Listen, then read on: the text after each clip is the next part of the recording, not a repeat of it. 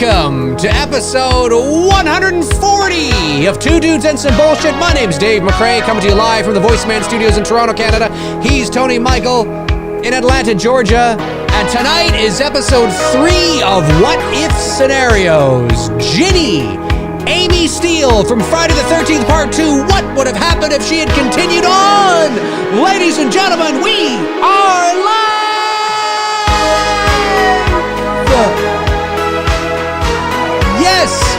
Yes, we are live, ladies and gentlemen.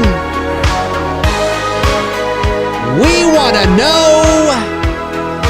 That's what we're talking about tonight. Amy Steele, a favorite Friday girl from a lot of people. A favorite Friday girl from a lot of people, for a lot of people, I should say. Ginny from Friday the 13th Part 2. There was plans for her to return, and it did not happen. But we want to talk about what kind of things, where would the series have gone? What kind of a series would it have been if Ginny had survived? Well, she did survive, but if she had come back for Friday the 13th Part 3, would Friday the 13th Part 3 have been the same kind of movie? Obviously, it would have been a little different because you don't have Chris and you're not telling that story, but would it have been completely different? What would have happened with Friday the 13th Part 3? Tony. Yo. How are you? Good to see you again. Good to see you too. Yeah, man, we're talking about my girl. We are. My ultimate girl, my ultimate final girl. Can't go wrong with little Amy Steele. I wish she would join Instagram. I check every periodically. I just checked again right now. She's not on there. She's not on there? No, she's not. I think she does Facebook. I think. She does Facebook? Yeah, I don't know. Oh. I don't know. But yeah, no, I'm excited to talk about this. This is my girl. This is my favorite in the franchise. Friday 13th Part 2. Third favorite horror movie too of all time. I think had she continued on in this franchise, it's tough to beat Nev. Nev's number one for me, but I think had she continued on, I easily could put her in the number one slot.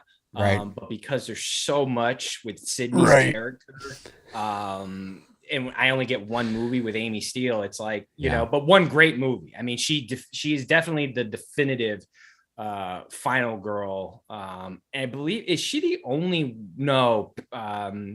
the girl there from Part 5 had a pretty decent showdown with Roy Burns. I'm trying to think of the girls beyond the telekinesis girl, but I'm talking about just the regular Lar Park girls. Lincoln. Yeah, Tina. The regular girls in the franchise. Amy was one of the really only ones who had a good. She went toe to toe with Jason. In the cabin there, then obviously in the cabin before they went to Jason's cabin. Right. Someone's in the fucking room, Paul. Right. Obviously she's a fan favorite for I think for that reason alone, that she stood up against Jason. She fought Jason. She took Jason down there at the end. More or less the other girls, not saying that they didn't, Kristen didn't take Jason down. Who took Jason down in Part 3? No, it was her. It was her. It was her. It her by herself, or was it like a It was combo? pretty much her by herself. Yeah, at the very end there, she was sort of, it was just her. I don't watch those that often to remember it, like fluidly, like I can. Yeah, no, it was her because she ended up in the canoe at the end. And then Jason's mom comes out of the water. Remember that? She comes out of the water, and it's like, what? Come on. Part 4 obviously is a combination of everybody there in the house, including the kid. I mean, she's a badass character, and I don't think there's a lot that it would have changed with the franchise. I think, like, in thinking about it over the last couple of days as we got closer to approaching the show, you could actually have hybrided a few things from the franchise to keep her story arc going. Because I knew, if I'm not mistaken, there was something to do with a hospital that she was going to be doing in Part 3 or some shit. So it was going to be like a completely different story. Yeah, I don't know if it's a hospital like, Laurie Strode in the hospital and Michael, stalking Laurie. But I think what would have worked is if they maybe had taken the idea of what they did in part 5, kind of like that, house, hospital. It's not a hospital, but it's a place for young adults, kids to live, like a state type group home or whatever. Yeah. I could have totally seen her character even go to that, it's, in part 3 and base a story around that. Even so much, you could even still bring in some of the same characters from part 3. You could have a Shelley character that dude belonged in a fucking mental joint. You know what I mean? You could still even have, a moment where Jason gets the hockey mask in part 3. Oh yeah, for sure you could. Because, Shelley could have had it in his room, and, maybe the scene Jason kills Shelley rips the sack off Jason's head and the sack's ripped, and now he's got to find something put on his face. The sack's ripped. He sees the. Did you see my thumbnail? After the sack, she's back. After the sack, she's back. The sack, she's back. But yeah, I don't think there's you could even still have brought in the Tommy Jarvis character. He could have been a part of the group home, as a kid. He could have been that kid. You know what I mean? And there comes this brother sisterly like relationship between the two characters. Right. So I don't think there's a whole lot that you would have to change for what the fan base already knows. It's more of, I think you could hybrid a couple of these stories that happened after part 2 and merge them into one, like take part 5 and merge it into part 3 with some of the characters of part 3. And the same thing with 4, do we know why? I'm sure we do, but I forget. So, and I think why Amy Steele did not come back for 3. I don't know if it was a money thing or she just didn't want to do it. She just didn't want to do it. Yeah. So and obviously in 2020, she's now looking at it as, I think she wanted to try other things and it didn't. Sure. Well, in retrospect, the way she thought it would. You look at your career and you kind of go, well, yeah, she could have been the Jamie Lee Curtis of this franchise. And who knows what that would have given for her as a career. You never know. No, you don't. And so here's the thing with Amy Steele. I think one of the reasons why I like her a lot, and I think one of the reasons why a lot of people do, is her performance is very okay. So the other the best. Yes, but I wanted to get a little more. Yes, you're right, but I wanted to get more detail about it. So her performance, is far more like the other Friday girls. And it's most of the acting in all the Friday films are like this anyway, Friday Part 2 included. But Amy Steele's performance feels almost above where the other Friday actors are, including the 100%. Final girls from 1 and 3 and 4 and 5 and 6 and 7. And she seems more of a, as they call it, a natural.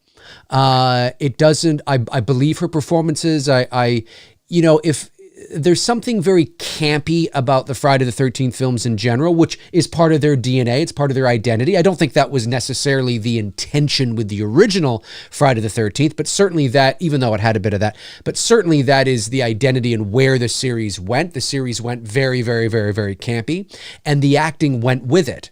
But with Amy Steele in part 2, I don't find her acting campy or cheesy or a little self-aware. You believe she's a girl locally, camp counselor. Yeah, it's just natural, very natural, as they say. And I think that probably stands out more so in the Friday the 13th series than it would say elsewhere, because elsewhere you would have better acting, better performances, more au naturel, as they say, in terms of the execution of the lines and all that kind of stuff. You would get that in other films and other series that aren't Friday the 13th. So she might not stand out as much. She would fit in, but she wouldn't necessarily stand out. In the Friday film in part 2, and then when you compare it to the rest of the series, she's very much does stand out for that. It doesn't feel, even the original.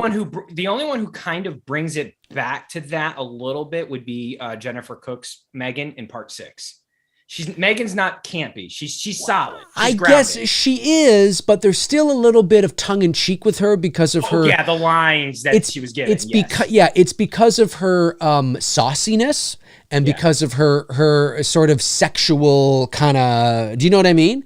And there's nothing wrong with that, but I think Ginny has one up on her because she just feels just completely playing it straight. You know what I mean? Organic with the role. 100%. Kind of like the one good thing I will say about Jamie Lee Curtis's performance in the original Halloween is, and what I like and what I don't like now that they've done to the character, is I do believe Laurie Strode in the original Halloween is a genuine, wholesome girl from the Midwest. You know what I mean? Sure. I don't buy that she's not. You know what I mean? In the same thing with Jenny. Yeah, that's right. I believe Amy Steele is this girl who lives in the area, and she's a camp counselor. Could have been captain of the whatever sports team in her school, and what what I mean? She's playing, but she's playing it. I believe it. Right. You know what I mean? Right. Like some of the roles that you see later on, like you said, like part 3, part 4, Pam, part 5, like all of them. It becomes pretty much a checklist. You know what I mean? Like, okay, do we got all the checklists? Well, have our final girl? It becomes an archetype. And so it becomes almost a caricature of the archetype. So because the series found its identity and it started to get campier and campier with each, installment, and so did sort of the caricatures of the archetype. So the final girls would be played a certain way. Now, whether they were directed to play that way, whether the script just they naturally played it that way because of the cheesiness and the campiness of the script. But certainly, you get that with the way the lines are delivered, the way that's kind of a bit self-aware, and you don't necessarily, or I don't necessarily feel that with Ginny at all in Friday the 13th Part 2. Look, the original Halloween has campy acting. And there's some moments with PJ Souls. There's some moments with Laurie Strode too. Yeah. And that's why I think Ginny's performance in Friday the 13th Part 2 feels much more natural than Jamie Lee Curtis's performance in the original Halloween. And Dave! Oh, I know. But Dave! How could you say that? Come on. First of all, Nancy Loomis, or Nancy Keys as she's known now, is 29 years old in the original Halloween. Okay, she doesn't look 17, and PJ Souls is 28. So I mean, they look like, that's part of the problem too. And I remember the first time I showed the film to my girlfriend a number of years ago, she was like, "These don't look like high school kids." I'm like, "Yeah, I know. Just be quiet." Well, that's why I think what makes the first two Friday. I know. The first two Friday films so great is because you look at the cast, they do look like young college kids. Yeah, sure. As camp counselors for the summer at this local, campgrounds. You know what I mean? I think that's what makes those two, but as the series progresses, and even in part 6, Megan, she looks too old to be a camp counselor. Right. You know what I mean? I love the character, but she just, and even Paula and the other girls in there, the characters just look, like you just said, with pointing out with Nancy Loomis, they don't look like high school kids in Hollywood. Oh, they're not high school. You're right, exactly. And the delivery of some of the lines are wooden and things like that. But what makes Halloween that's right. But what makes Halloween so great is the original is not the performances. It's not it's the execution of the atmosphere, the suspense, the music, Michael, all the theater of the mind. I mean, that's why you watch the movie. You don't watch the movie because of the stellar performances. You watch the movie because of everything else. And whereas with Friday the 13th, they played into that camp, certainly as the series went on. So having said that, it makes me wonder if Ginny had stayed on board, if Amy Steele had stayed on board, and we had a different Friday the 13th Part 3, would the Friday the 13th series then would it have continued to shift into more and more camp territory? Possibly, because that's certainly where Friday, Elm Street, I mean, that's sort of, by the time you get to the mid to late 80s, that's kind of where these series have gone, possibly.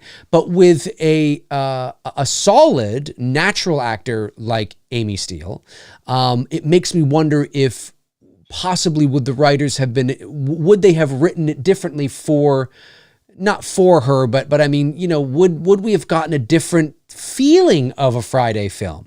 Would Friday totally 3 have felt different? Possibly. I don't know. You're not going to drastically change Jason's look in part 2, from part 2 to part 3, so you're still going to have that same, look, mountain man, which to me is the best look, when you see him revealed there at the end and he's looking like a hermit living, because he was a hermit living out in the freaking woods. And I still think that's the best makeup job and the overall best look. Half hair is missing, he looks like the dudes from Wrong Turn there, which I'm sure Wrong Turn was inspired by that. Well, you never know. Yeah. You never know.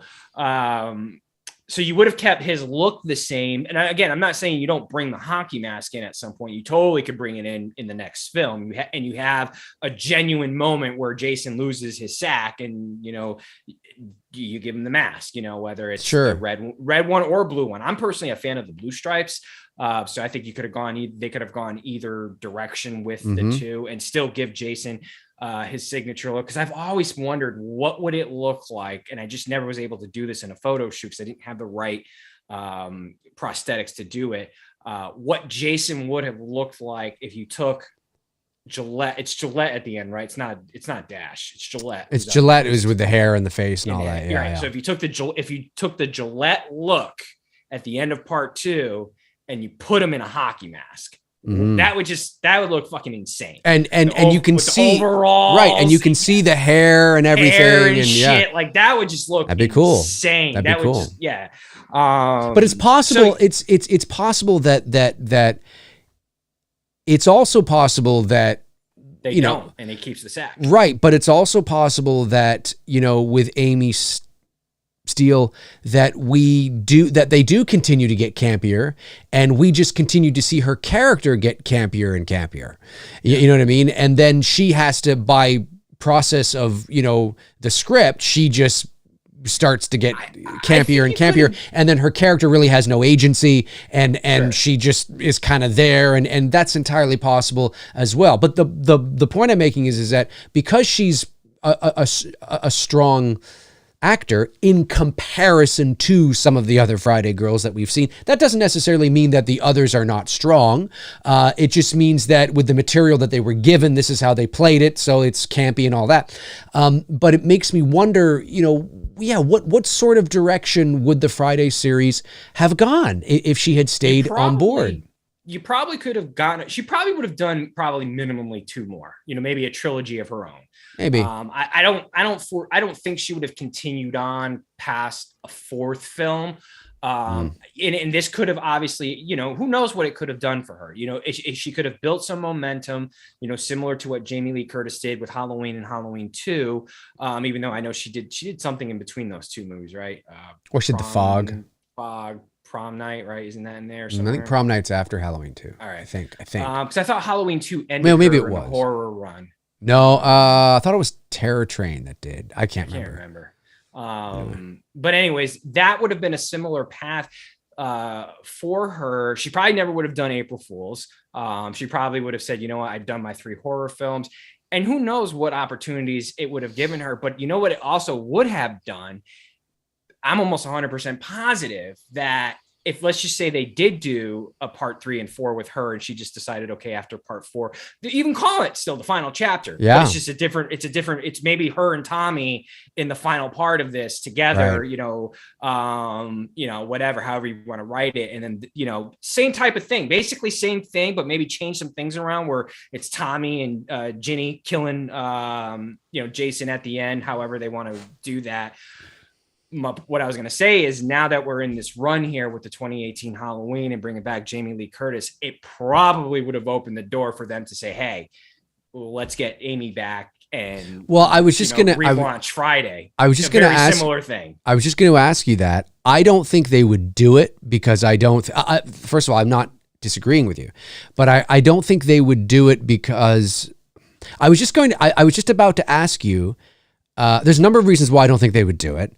But I was just going to ask you, I wonder what fans would think, like the broader Friday the 13th community, the broader horror community. I wonder what they would think if hypothetically you wake up tomorrow morning and there's an article from the Hollywood Reporter or Variety or wherever, and they say that a new Friday the 13th has gone into development. It is going to be a direct sequel to two, erasing all the other Friday the 13th movies and bringing back Amy Steele as Ginny. Now, I know what you could say. You could say, well, no, why would you have to erase, 3 and 4? I mean, Ginny survived, so she could just not be there for 3 or 4. You could still make it right after 4. And fair enough, that's a fair point to make. But I wonder what people would say if they just were doing like an alternate, they would never do this, but an alternate reality Friday, like a different Friday the 13th Part 3, bringing back Ginny as Amy Steele, setting it 40 years later. We find out what happened at the end there. Was that a dream? Was that reality? What happened? And then, you know what I mean? Which actually, that's a great way you can segue into that. If they did that, was it a dream? Is he still out there living as a hermit in the woods?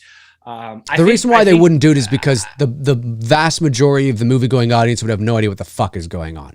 It just doesn't make horror fans. Right, exactly. So Friday the 13th, unfortunately, because of the identity, which is the hockey mask of the franchise, and because there was no consistency with the final girls. Yes, will horror fans and Friday the 13th fans be excited that Amy Steele coming back? I'd say a good vast majority of them would be. The average going movie audience is going to be like, because they don't know Amy Steele like they know Jamie Lee Curtis, which is why Halloween is able to get away with it. And they were able to retcon once again the timeline and do this whole new timeline with the Halloween. I'm not saying you can't get away with it and give it a go. And, I wouldn't, you could still do it and advertise it as a Friday the 13th movie. And, maybe it hits a home run and shocks the shit out of people. Mm-hmm. It can't be any worse than what we got in 2009. And it's better than not doing nothing. Right. At the same time. Yeah. People. So you're in that catch-22. Do you do nothing? No, of course not. Fans want to see Jason back up on the screen. So something is better than nothing. And to have Amy Steele there would give me hopes that maybe it's because she said she would come back. So she's I know she would now. Yeah. To coming back, because she has said that in the Camp Crystal Lake documentary. I think what you do is sorry, dude. Sorry. Finish your thought. I was gonna say she's younger than Jamie Lee Curtis. She's got to be at least 5-6 years younger than her. Jamie Lee Curtis is. Jamie Lee Curtis 63, 64, something like that. Something like that. Yeah. So Amy Steele's got to be in her late 50s. Because she was about 21 when she did Friday the 13th. Let me find or early 20s for that matter. She is 61. So she's a few years. So she's a couple years. A few years younger. Yeah. Yeah. So it's definitely still not out of the realm of possibility of doing it. No, and no, but what you say there is truth. And that's why, people often say, why does Laurie keep coming back? Why does Laurie keep coming back? Because, to Tony's point, because she has been Laurie Strode, the character of Laurie Strode has just as much brand identity and brand recognition as Michael Myers does. She is that character, and Jamie Lee Curtis, because she's the OG that played her, is part of the brand. I mean, it sells. They go together. That's part of it. It is, yeah. So, whereas with Friday, there's a different Friday girl in every movie. So there is no brand identity when it comes to final girls for Friday films. You can have a favorite Friday girl, that's fine, but there is no brand identity when it comes to a Friday girl. The brand is Jason. The brand is the hockey mask. That's what ultimately the studio would choose to be there, because that's what's most recognizable. And then you figure out where you want to pick up from if you want to do that. But that's where I said a moment ago, why had she had done a couple sequels after her part 2. Well, that'd be different. If they were to do that totally different today. It would have that same type of, Amy's coming back, we're getting another Friday. People would be totally excited for that. Oh, for sure. Especially if she was in 2, 3, 4, and then 5. No, but even if she was in but who knows where the series would go? Like, we would have no idea. We wouldn't know where it would go. I still say you could do 3 and 4 almost exactly the same. The only thing I would change about 3 is if they were going to set it in a hospital, I would put it in the hospital setting like they did in 5. You could have all the same characters of part 3.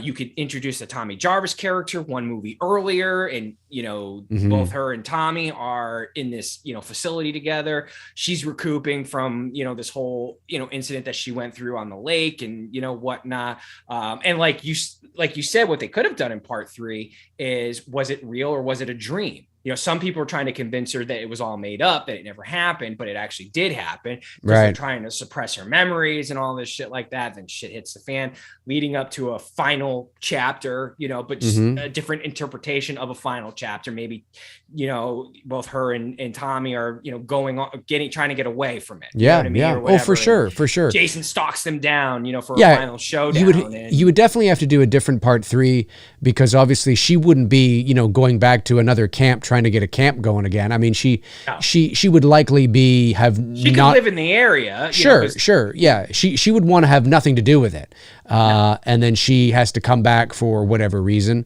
it's Jason going after her, you know what I mean? Or that too. Yeah, that's right. Because the one thing with Jason, which is interesting, and you don't really get it with I don't think you had to have it with Michael, but I think they pigeonholed themselves, and I understand why. I get it. I totally get it. But with Michael, it's interesting because, like with Freddy Krueger, it's A Nightmare on Elm Street. And we find out that he is, haunting the dreams of the children of the parents who murdered him. And all the parents live on this little street in Springwood, I think it is, or whatever, Ohio, called Elm Street. But, so it makes sense.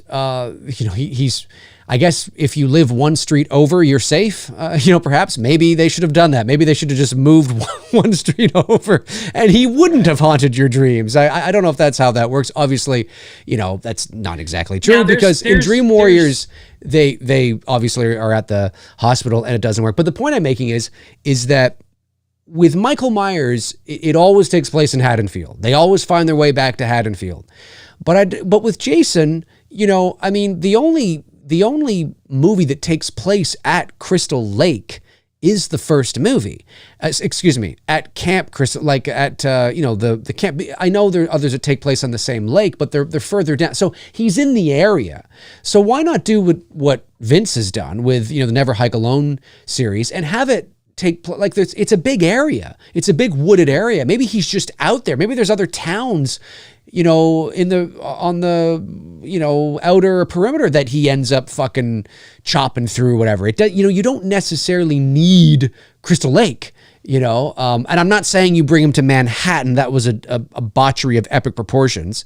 It's a little too cheap, but I think there is room there to explore. I don't think you necessarily always have to. I mean, look, if you're rebooting the series, yeah, you got to do that. But if you're going to do a direct sequel to part 2 or 3 or 4 or whatever, I don't think you got to go back to the lake. Well, when I was going to piggyback off of your thing with Freddy being stuck on one street, there's supernatural. Well, Camp Blood was the nickname. Sorry, Booster Seat says Camp Blood. That was the nickname. That wasn't the name of the camp. Yeah. There's supernatural theories about demons and ghosts, and if you have an object of that individual's, that individual is confined to a specific area. Right. So in Nightmare, when the mom reveals that she has what was it, the hat, the glove. The glove, yeah. They had something that belonged to Freddy. Right. That would if you dive into the lore of supernaturals and ghosts and demons, that would fall into why Freddy would have only stayed in the Elm Street area, is because there's something there that's keeping him there, which would have been his glove. Well, yeah, and all the parents that killed deep into that type of layer and lore, right? With all and all the parents that killed him, they still live on that street, so that's why he's focusing there. Yeah. So as well. So, but with Friday, I think I don't think they're going to do that. I don't know. You know, it's funny. I don't know what they're going to do with Friday. No one knows. I mean, it's anyone's guess at this point. Because I don't feel that, and maybe it's because I'm not a huge, I don't know what they call Friday fans. What? I don't think like Elm Street are Fred heads and Friday fans are what, Hawk heads. I don't know, but I will say that the 2009 movie, I understand it's 13 years ago now, but as I always say, in terms of production value, it still looks fairly modern. So I guess you just start again. I guess you just tell the story again, and there's our idea, which they would never do, which is you go back to the 50s and tell the story of Pamela Voorhees. And you have a whole movie where it's her. And then you see her decline and her arc into hysteria. You see Jason's drowning. You see sort of all that unfold. She was the cook at the camp and all that. And then, of course, by the end of part one, it's setting up that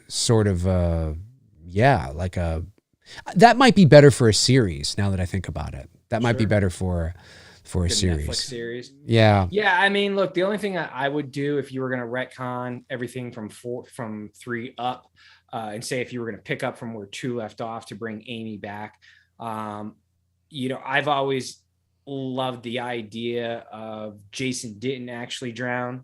The mother lied. He lived out in the woods with her he lived with her somewhere. And then when she died, he ultimately ended up in the woods by himself, living as a hermit, right? Which makes Jason human. He's not this zombie monster that, can keep coming back, right? Which I like that. I like the humanity part of Jason, that he can be stopped.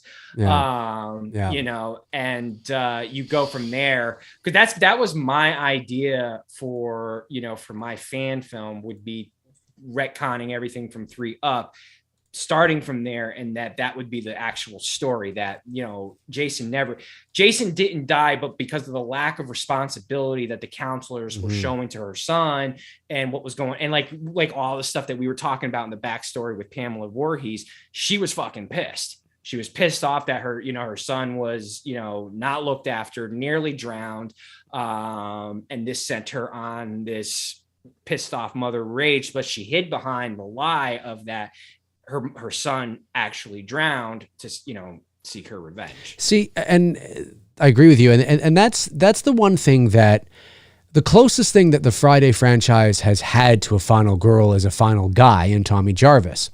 And I mean, really, yeah, you're right. And it's too bad that they didn't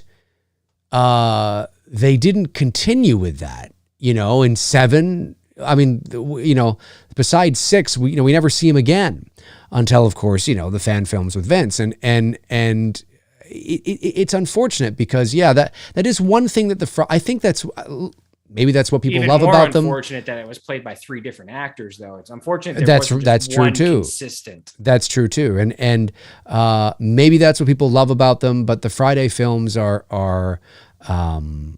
They're inconsistent but consistent.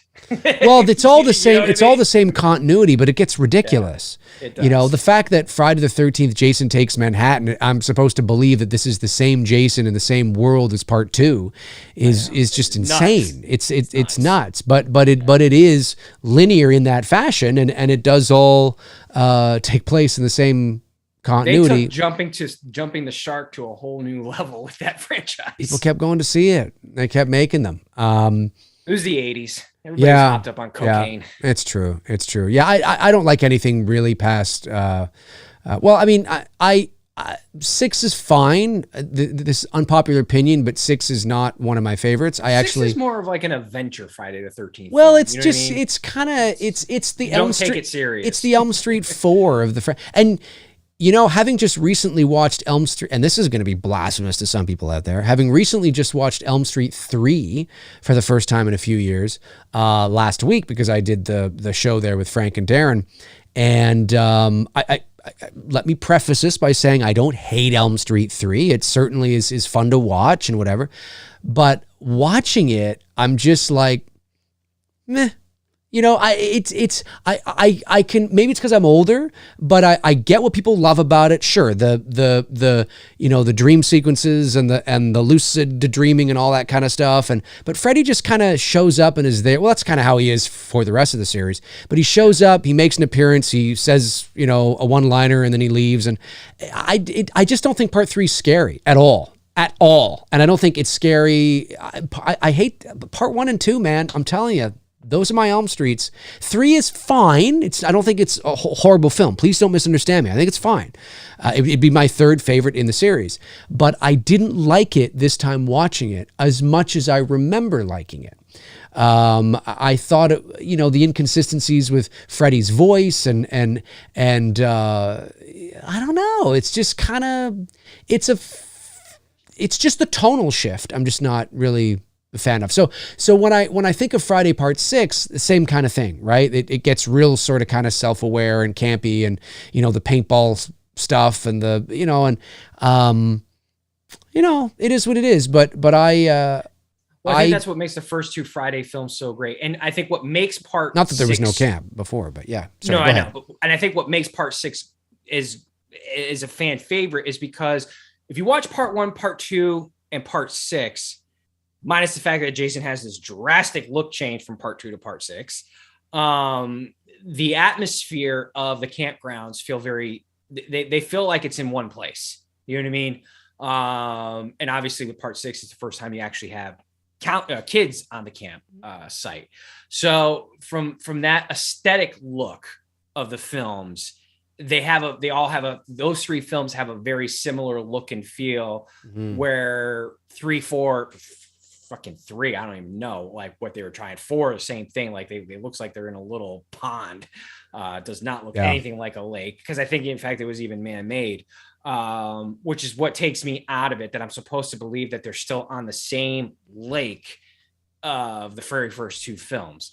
But I think what makes the first 2 films great is, I mean, look, it's kind of a 50-50 thing when it comes to Adrienne King versus Amy Steele, who likes who. And I know there's Adrienne King fans out there, and I get it. She was the first, and she decapitated Mrs. Voorhees. She was fine. She was serviceable. Like, there's no hate. I'm not hating on her. I prefer Amy Steele better. Same. But the 2 films just feel like one nice continuing story. You know what I mean? I agree. They're not so far out of its realm, other than the fact that you got to believe now that Jason didn't drown, which is, where I go with my story that that they lied, that Pamela Voorhees lied about his drowning. Right. That's interesting. He comes back to seek revenge for, what happened to his mom, and his mom getting decapitated. And then, and even when you look at the counselors, you know what I mean, from both first 2 films, again, the casting did a very good job. You know what I mean? Like, you believe all these kids who are playing these roles, whether it's Kevin Bacon or Amy Steele or Adrienne King or whoever, you believe it. You know what I mean? You believe it. They're, and I think big part of that is the filming locations, where they filmed this in Connecticut and New Jersey, right? Well, there's always room for Kevin Bacon's boner. There's always room for Kevin Bacon's boner.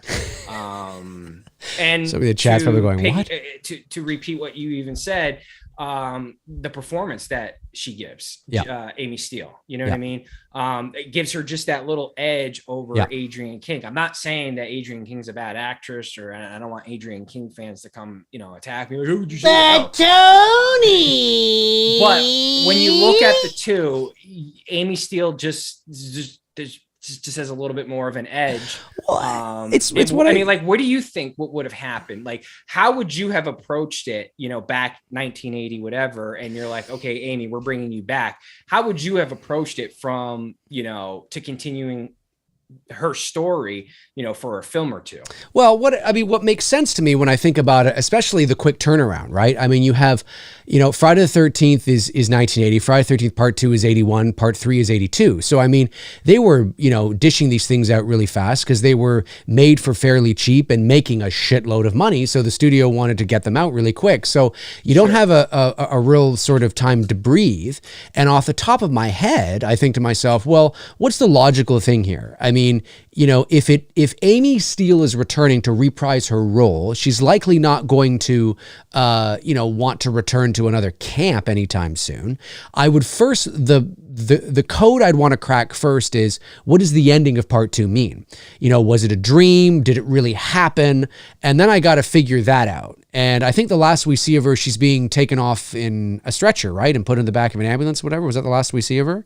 That's the last we see. That's the last we see of her. So for me, I sit back and I think, well, I want to decipher now, what is this? Is that real? Is it not? Did it really happen? And then once I figure that out, then that would kind of make me think, okay, well, where is she now? How what's our setting? Are we a year later? Are we 5 years later? Are we just a few? I mean, obviously you can't go too far because, she's still young. Only a few months later. You know what I mean? Yeah. Keep well, it fresh. I don't know. I wouldn't go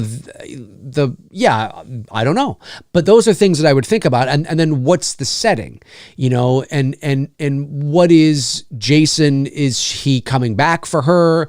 Why is he doing that? Why is he coming back for her and her specifically? I'd have to figure that out. Because when she left his ass, he had a fucking machete in his shoulder. For sure. For sure. But I would think to myself that, is that strong enough to justify that he would travel out of Camp Crystal Lake, out of the area to go and search for her? These are just things that I would think about. That's why I would set the hospital, because you don't have. No, the hospital's a good idea. Or not hospital like hospital. No, but psychiatric hospital. Or like a group home. That's what right. I'd say. Okay. Yeah. Okay. You don't have to take her out of the area. As I said, if you're if you're a camp counselor, or if you've ever worked a camp counseling job, you probably live within the general area. Well, that's my point exactly. So I'm going way deeper than I need to with this, but her character probably lives in the area of Camp Crystal Lake somewhere. Whether it's 10 miles or 15 miles, whatever. Yeah. She's in the vicinity of the campgrounds. Okay. Yeah. So you can still have her there, but she's in the group home. Right. I like it. Whatever. And, you have all those same characters that, from part 3, you could have a crazy Shelley character. And then Jason goes nuts in the group home.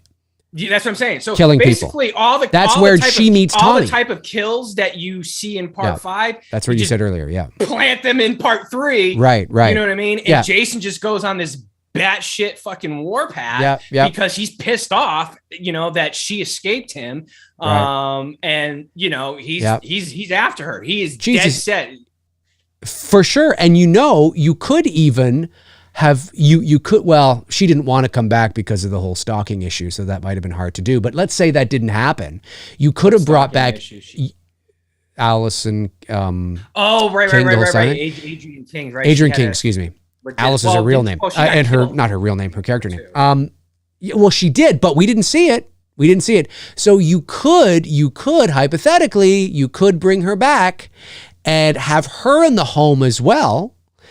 And, she's a survivor as well. Maybe the two meet there. Maybe not. I'm just saying we have options. And like you said earlier, that's where she meets Tommy. I like the idea Tommy's of bringing in there. Young, and Tommy, Corey Feldman. You could still have it be him, kid, Yeah, and he's in there for a completely different reason. Or or maybe you find out that Tommy is Tommy Steele and not Tommy Jarvis. And it's Amy. What's not? That's her real name. I'm getting the real names all mixed up. I don't know. What's her name? I don't know her character's last name. Okay, well, let's in the chat room now. I don't know. Well, let's just say for the sake of argument, her last name is Steele, right? Just sake of argument. Steele. You could have Tommy as her younger brother, and he shows up to see her. Hey sis, what's going on? Hey sis, are you okay? Whatever, right? All that kind of stuff. Same age and everything. And then shit hits the fan. A good seed planted. Maybe he doesn't stay the whole time. He leaves, but it's that's a good right. seed. A good seed that's planted for when she does leave the hospital right. with her younger brother Tommy to go to the cabin that they ultimately are going to try to escape. Fields. Okay, yeah. So thank you. Okay, so her last name Ginny is Fields. Okay, so you have Tommy Fields. Right. Instead of Tommy Jarvis. it wouldn't matter because we wouldn't have known him as No, it doesn't matter. And you wouldn't be any the wiser because he didn't exist at this time. So you wouldn't know. So Tommy shows up. It's Tommy Fields, and he's the younger brother. I like and that. and he visits her and whatnot. And she's not like insane. I mean, she's not like, no, she's went through some, she's got serious shit. Some serious shit. And she's there, but she's I mean, Jesus, she might not even be an inpatient. I mean, I would have her as an. I know it works better for the narrative. I agree, but I'm just saying hypothetically, you could have her as an outpatient who just goes and visits and goes for her, therapy. But for the sake of the movie, it works better. She's there, but maybe she's only there for like a set period of time, right? She's there for a few months or, whatever the case is. And the end point of where we're telling the story of where we're seeing this take place is in the middle of that few months. And, yes. That's not a bad idea. And, you find out that this home is like, I don't know, 50 miles, 100 miles even. That's not, I wouldn't even do that. I would, again, I would keep it generally, in the area because again, you don't really. Sure, but you don't want it right next to Crystal Lake. No, but you want it close enough to where like Tommy could have his parents, the field drive them to. Sure. Well, you just said a town. Her, exactly. The next town over. Okay, let's say it's 20 miles down the road. Next town over. Yeah. That's not that far. So it's within a range where it's feasible for Jason to get to. It's in a range where it's feasible for him to get to, but in a range where it adds some distance, right? And you 20, feel whatever. Yeah, it's 20 miles. Like you feel the distance, in terms of just watching the film, you kind of get that sense and you feel the distance that way. So I would say that, because like part 5 is like that. It's set in the general area, right? Yeah. Camp Crystal Lake, but you don't feel like it's right next to Camp Crystal Lake. Right. That's why I'm saying take the idea that they used in part 5 of the setting and plant it in part 3. Right. So instead of Tommy being in this group home, it's Ginny. Right. Yeah, I don't mind that. I don't mind. I think that's cool. Who are the other characters in part 3 besides the only one? Well, and so Shelley's in there. He's in there because he's got the fucking hockey mask. Shelley still has the hockey mask. He's being a goofball, trying to scare people, prank people. And one of the things that you see during the film is he's pranking people wearing the hockey mask. That's right. That's right. Basically, so he's still the same character arc. Right. Nothing really changes. Nothing changes. He's still the same guy. You could still have the guy in the wheelchair. From part 2? From part 2, yeah. Oh, no. Sorry. No. That's right. He died. That's right. I'm thinking, I thought it was part 3. You're right. I stand corrected. Retract the statement. Who else from part 3 would have been a good character to bring? Jesus. You could have Chris in there. The bikers wouldn't make sense, which is fine. I don't No, care. But you could have Chris in there as just somebody that she befriends. Yeah. Exactly. A friend. And she ends up dying. Like she ends up getting killed. Yeah. You know what I mean? Which great, because we don't need that hysterical laugh. No. So yeah, you lose the bikers, keep Chris, bring Tommy in for a scene, just to plant the seed that she's got a brother that you can bring into the next film, and it makes sense for when they bring him in as the full-time role. So you've got Chris, you've got Shelley. Who else weren't there a couple of stoners as well too? In there, like a guy or a Chong guy.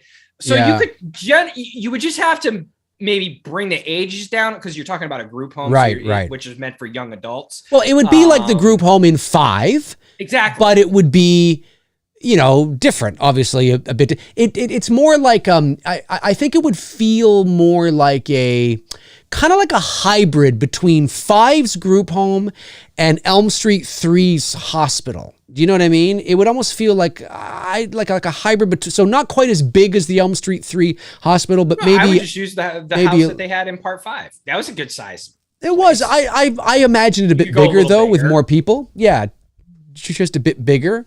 But like I said, and when he gets to this house or however you want to, construct it, place, and he just goes on a warpath. He goes fucking the same time. Like, because I've always said part 5 hands down has some of the best kills in the franchise. I mean, most creative. Unfortunately, it's just not Jason, and it gets the bad rap and whatnot. But as far as the kills go and the gags, there's some of the shit. You could even bring the Deborah Voorhees, I forget what her character is, but you can bring her in, you know, to part 3, you know, and still have the you know, Jason stabbing her, you know, with the scissors and what. I mean, so you could actually hybrid both movies together. You could, but that's your part 3. I agree with you, but they probably wouldn't have had those ideas at the time that they would have been writing this, because that's still 2 movies away. So I would say that, but to your point, I think you're bang on though, with everything that was going to wind up in 3, you could put into this movie for sure. Well, not all, but you know, a lot of it. And of course, here's the real kicker.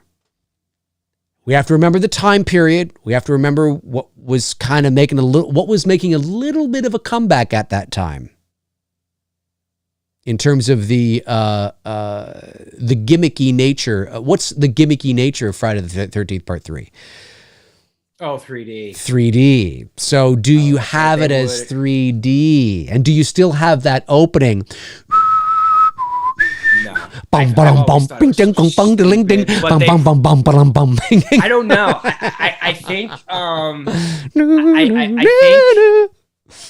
I think because they would have gone in a totally different direction, and also continuing her, you know, Amy Steele's story arc. I don't think they would have gone down that campy road of doing maybe possibly when they get to 5 they would have done it.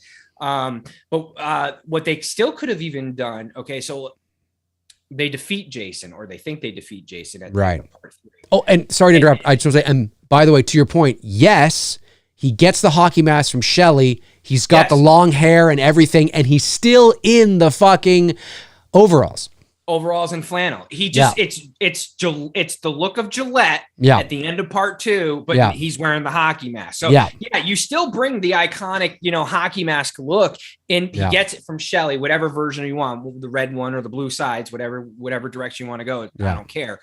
So Jason still ultimately ends up wearing that. Yes. By the time he gets to the you know, whatever midway point of the movie, and you know, from because he doesn't wear the hockey mask in part 3 until about midway through. So it doesn't change there. You're just changing the look. You know, he's not wearing khakis and a green top. Right. And he doesn't look like he's got a hunchback with fucking traps that are fucking it's Goldberg traps, man. I'm telling you. Serious traps. Yeah. But what I was gonna say is that you can give a false sense of security where, you know, she feels that she's defeated him and stopped him. Okay. And, you know, they put him in a body bag and all that stuff, you know, same type of ending and everything, but she sees it this time. She sees them put Jason in the body bag and goes off in the ambulance and whatnot. So there's this false sense of security that he is dead, which gives her, you know, which Tommy says, you know, maybe Tommy, you see Tommy standing there in the parking lot, come home. You know, I want you to come home. You know what I mean? Like, to his bigger sister and whatnot. So she goes home. So that still keeps her home. You know what I mean? They don't leave. They don't move away. She goes back home, which is, again, in the general area of Crystal Lake, because if she's a counselor and she works there, she's going to live probably within a 10-mile Who's radius. This again? The Amy Steele. Oh, right. I'm talking like at the end of part 3. You know, you have that. You could, because remember part 5 has a red barn. That's why I said you could use the part 5 location, because Jason's killed in part 3 in a barn, and Roy Burns is thrown off a barn. Right. So you can still have the red barn, all that shit, you know, is there in part 3, you know, it's except it's Amy Steele killing Jason at the end. And, you know, again, giving that false sense of security that Jason's dead. She sees Jason loaded onto the, you know, ambulance. For sure. And then as the ambulance pulls away, you see, you know, Tommy standing there, and he just says, you know, come home. You know what I mean? It's time to come home. Ooh. So that's what I was going to say. Do you know what sorry. Go ahead. No, I was just going to say, but that at least keeps the character still within the, you know, the area of Camp Crystal Lake. Cause she feels like, okay, he's gone. False sense of security. And he's really not. And she goes back home, and now you get, so the cottage that we see in part 4, that's actually their home. Right. You know, generally close to the campground. That's interesting. Jason escapes the hospital and he heads to their house. Ooh. So you could literally 4 could be almost the exact same movie. You've got the neighbors, the young college kids' neighbors, all the same actors. Right. You're basically swapping Amy Steele out for what's her name that played the blonde in part 4. I forget now, but yeah, that's it. You're just swapping it out. That's actually really part cool. 4 is the same movie. And you know how I would end part 3 then? This new part 3 is how it ended. As the ambulance. I guess you could have the guy who goes. No, watch this. As the ambulance is driving away, right? I imagine it. Maybe it's at like twilight or something. And you remember how at the beginning of part 4, that's how it was. They had the set there where they went into the. Oh yeah. I do. But at the end of our part 3 here, right? And the ambulance is driving away, right? Mm. Okay. And Jason, let's say he's in the back of the ambulance. They have Jason in the back of the ambulance, and Tommy and Ginny are hugging each other, and it's like, it's over. And the ambulance sort of goes around the corner, right? It kind of goes around this bend and you see it go away. And then what I would do is as they sort of walk off and, whatever, I would then cut to sort of we're on the road. And the camera is just tracking from left to right, and we're tracking and we're tracking. You know where I'm going with this, I think. And we're tracking. I got a Halloween 4 vibe coming. Yes, but it's true. But Halloween 4 didn't fucking exist at this time. No, so what happens is that you're tracking left to right. You're tracking, and you start to hear like a little breathing. No, just like okay. And it's tracking, and then all of a sudden into frame comes the ambulance, crashed, mangled in the corner, whatever, the dead bodies of the paramedics, and Jason's gone. And you could like cut to black right there, and it's like, no, what's going on? Is he coming right after them? You know what I mean? Yeah, that's kind of cool. Yeah, but you're right though, to your point, you're right. You just, in Friday the 13th part 4, you just swap out the blonde, you get rid of the mother. Well, not necessarily. Really swapping because she doesn't exist. We're not swapping. No. I know, but I just meant she's like not Tommy's brother. In terms of what we know. Yeah, in terms of what we know, you just swap out her, place her with Ginny. You could even keep the mom there, because the mom could be somebody that 100%. She's the mom. She's the parent. You know what I mean? And you could have all you could have Crispin, you can have all those people next door. That doesn't change. So, what Trish's character from part 4, you get to remember she doesn't exist. So that's right. For from a story perspective, wouldn't know, so it wouldn't matter. Correct. But you're not losing anything. You're not even losing. You're basically swapping it out, but you're almost keeping the exact same movie. And you can call it the final chapter. 100%. And what I would do with Ginny as well, which you don't get from Trish, naturally you wouldn't, because I don't think she's wise to the whole thing, is that once Crispin and the rest of the crew come up to this lake, Ginny almost takes on like she's worried about it. She takes on almost like she's not letting it go, even though her brother's like telling her it's over. You killed her. Right. And once she sees these kids at this, having fun or whatever, she's very concerned about it. She gets worried that this is somehow going to lure Jason back, like it's like blood in the water for a shark. And Tommy's like, no, he's gone. The mother, he's gone. We saw him take it, all this kind of stuff. But then again, hang on, let me back up. If that would have then part 4 would have to have happened like, no, hang on, let me back up. There's some logic here because part 3, if the ending of part 3 happened the way I said, where you see the ambulance mangled and everything, that wouldn't have taken long for the authorities to figure that out. So it wouldn't have taken long for them to figure out that Jason had escaped and he was out there still. So she would have good reason then to be concerned. So maybe, maybe you have him escape the hospital the way he did in part 4 at the beginning. Yeah, maybe you have all that same thing. You know what I mean? Like he escapes. Take a little bit of Halloween out of there. Yeah, I get you. Well, it happened in part 4. It literally. Oh yeah, it did. Yeah. Part 4 can pretty much be the exact same movie the way it is, except it's just Amy Steele playing the character. I see what you're saying. Tommy's sister, and that's it. Everything else is identical. I see what you're saying. Instead of them, that's a good idea. They're going home, and next door is this house that's, going to have a bunch of kids. Again, Yeah, you know, and it You could have fucking the guy from Police Academy watching girls in tights bending over. You could still totally have that. Totally. Everything stays pretty much the same. Nothing really changes. Right. With although what I would do is I would have more of a showdown between Jason and Amy Steele and Corey Feldman. Right. At the end. I'd have a bigger, you know, because really the showdown is Corey Feldman. Yes. I'd have more of a brother sister type thing. Yeah.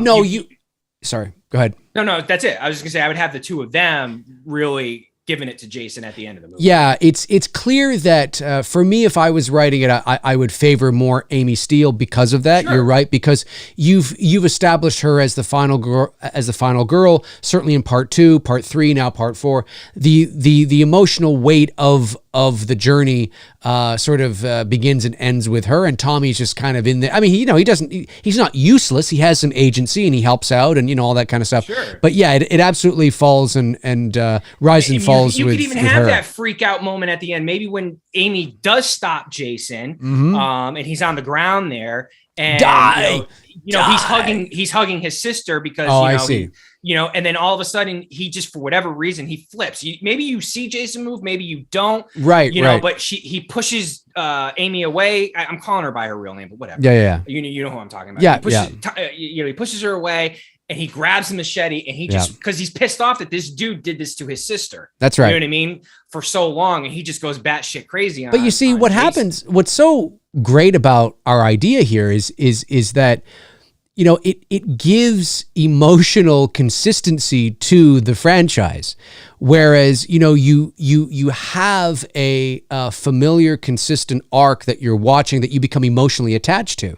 It's very difficult to, and listen, that's the way the Friday the 13th series went. They went campy. They went not to be taken seriously. They just were this, you know, everything was a different set of kids or whatever. And that's fine. They made boatloads of money. One of the most iconic franchises in the history of horror. It's fine. It's not that it didn't work for them.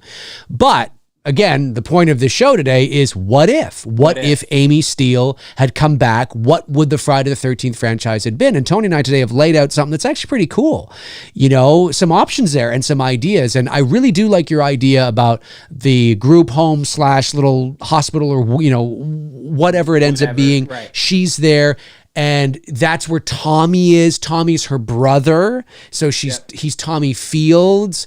And then from that point, visits her. Yes. For sure. You're planting the seed of this character that's going to be more relevant in the next film. Yeah. And you could even have him a bit older. I mean, you could even have him as like, how old was he in 4? Like 12? Yeah, I guess it's true because you could, at this point, it doesn't matter. You could have him as like maybe 15, you know, or something. So maybe he's 13, 14, something. Yeah, something like that. That's neither here nor there. But certainly I think you could introduce him there. And then, like you said, and then 3 takes place at the home and Jason starts wrecking havoc in the home. Maybe there's a thunderstorm. You know how I like my thunderstorms and lightning and mood and atmosphere. Well, maybe there's like a thunderstorm and shit. Yeah. Shelley is there. He still gets the mask. It's the long hair on one side of the face. He's in, you know, the overalls with the flannel shirt. Maybe, he's got all sorts of tools in the group home, and there's a shed maybe where he pulls out fucking barn. Yeah, exactly. You know, pulls out all sorts of stuff.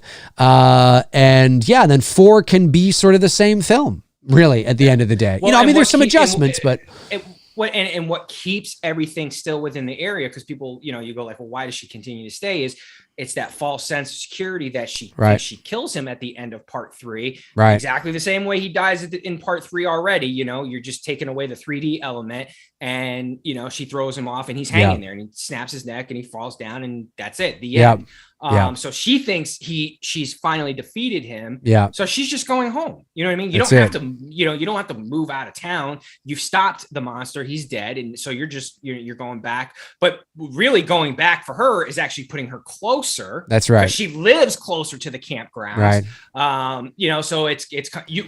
Imagine this. And you could have it brought back to the campground at the end instead. Now, obviously this would never happen, but imagine if that was the end of the Friday series, it truly was the final chapter, and now imagine them talking about a direct sequel, you know, nearly 40 years later with Amy Steele returning. Can you imagine that shit now? Got to explain how much Jason weight. Survives.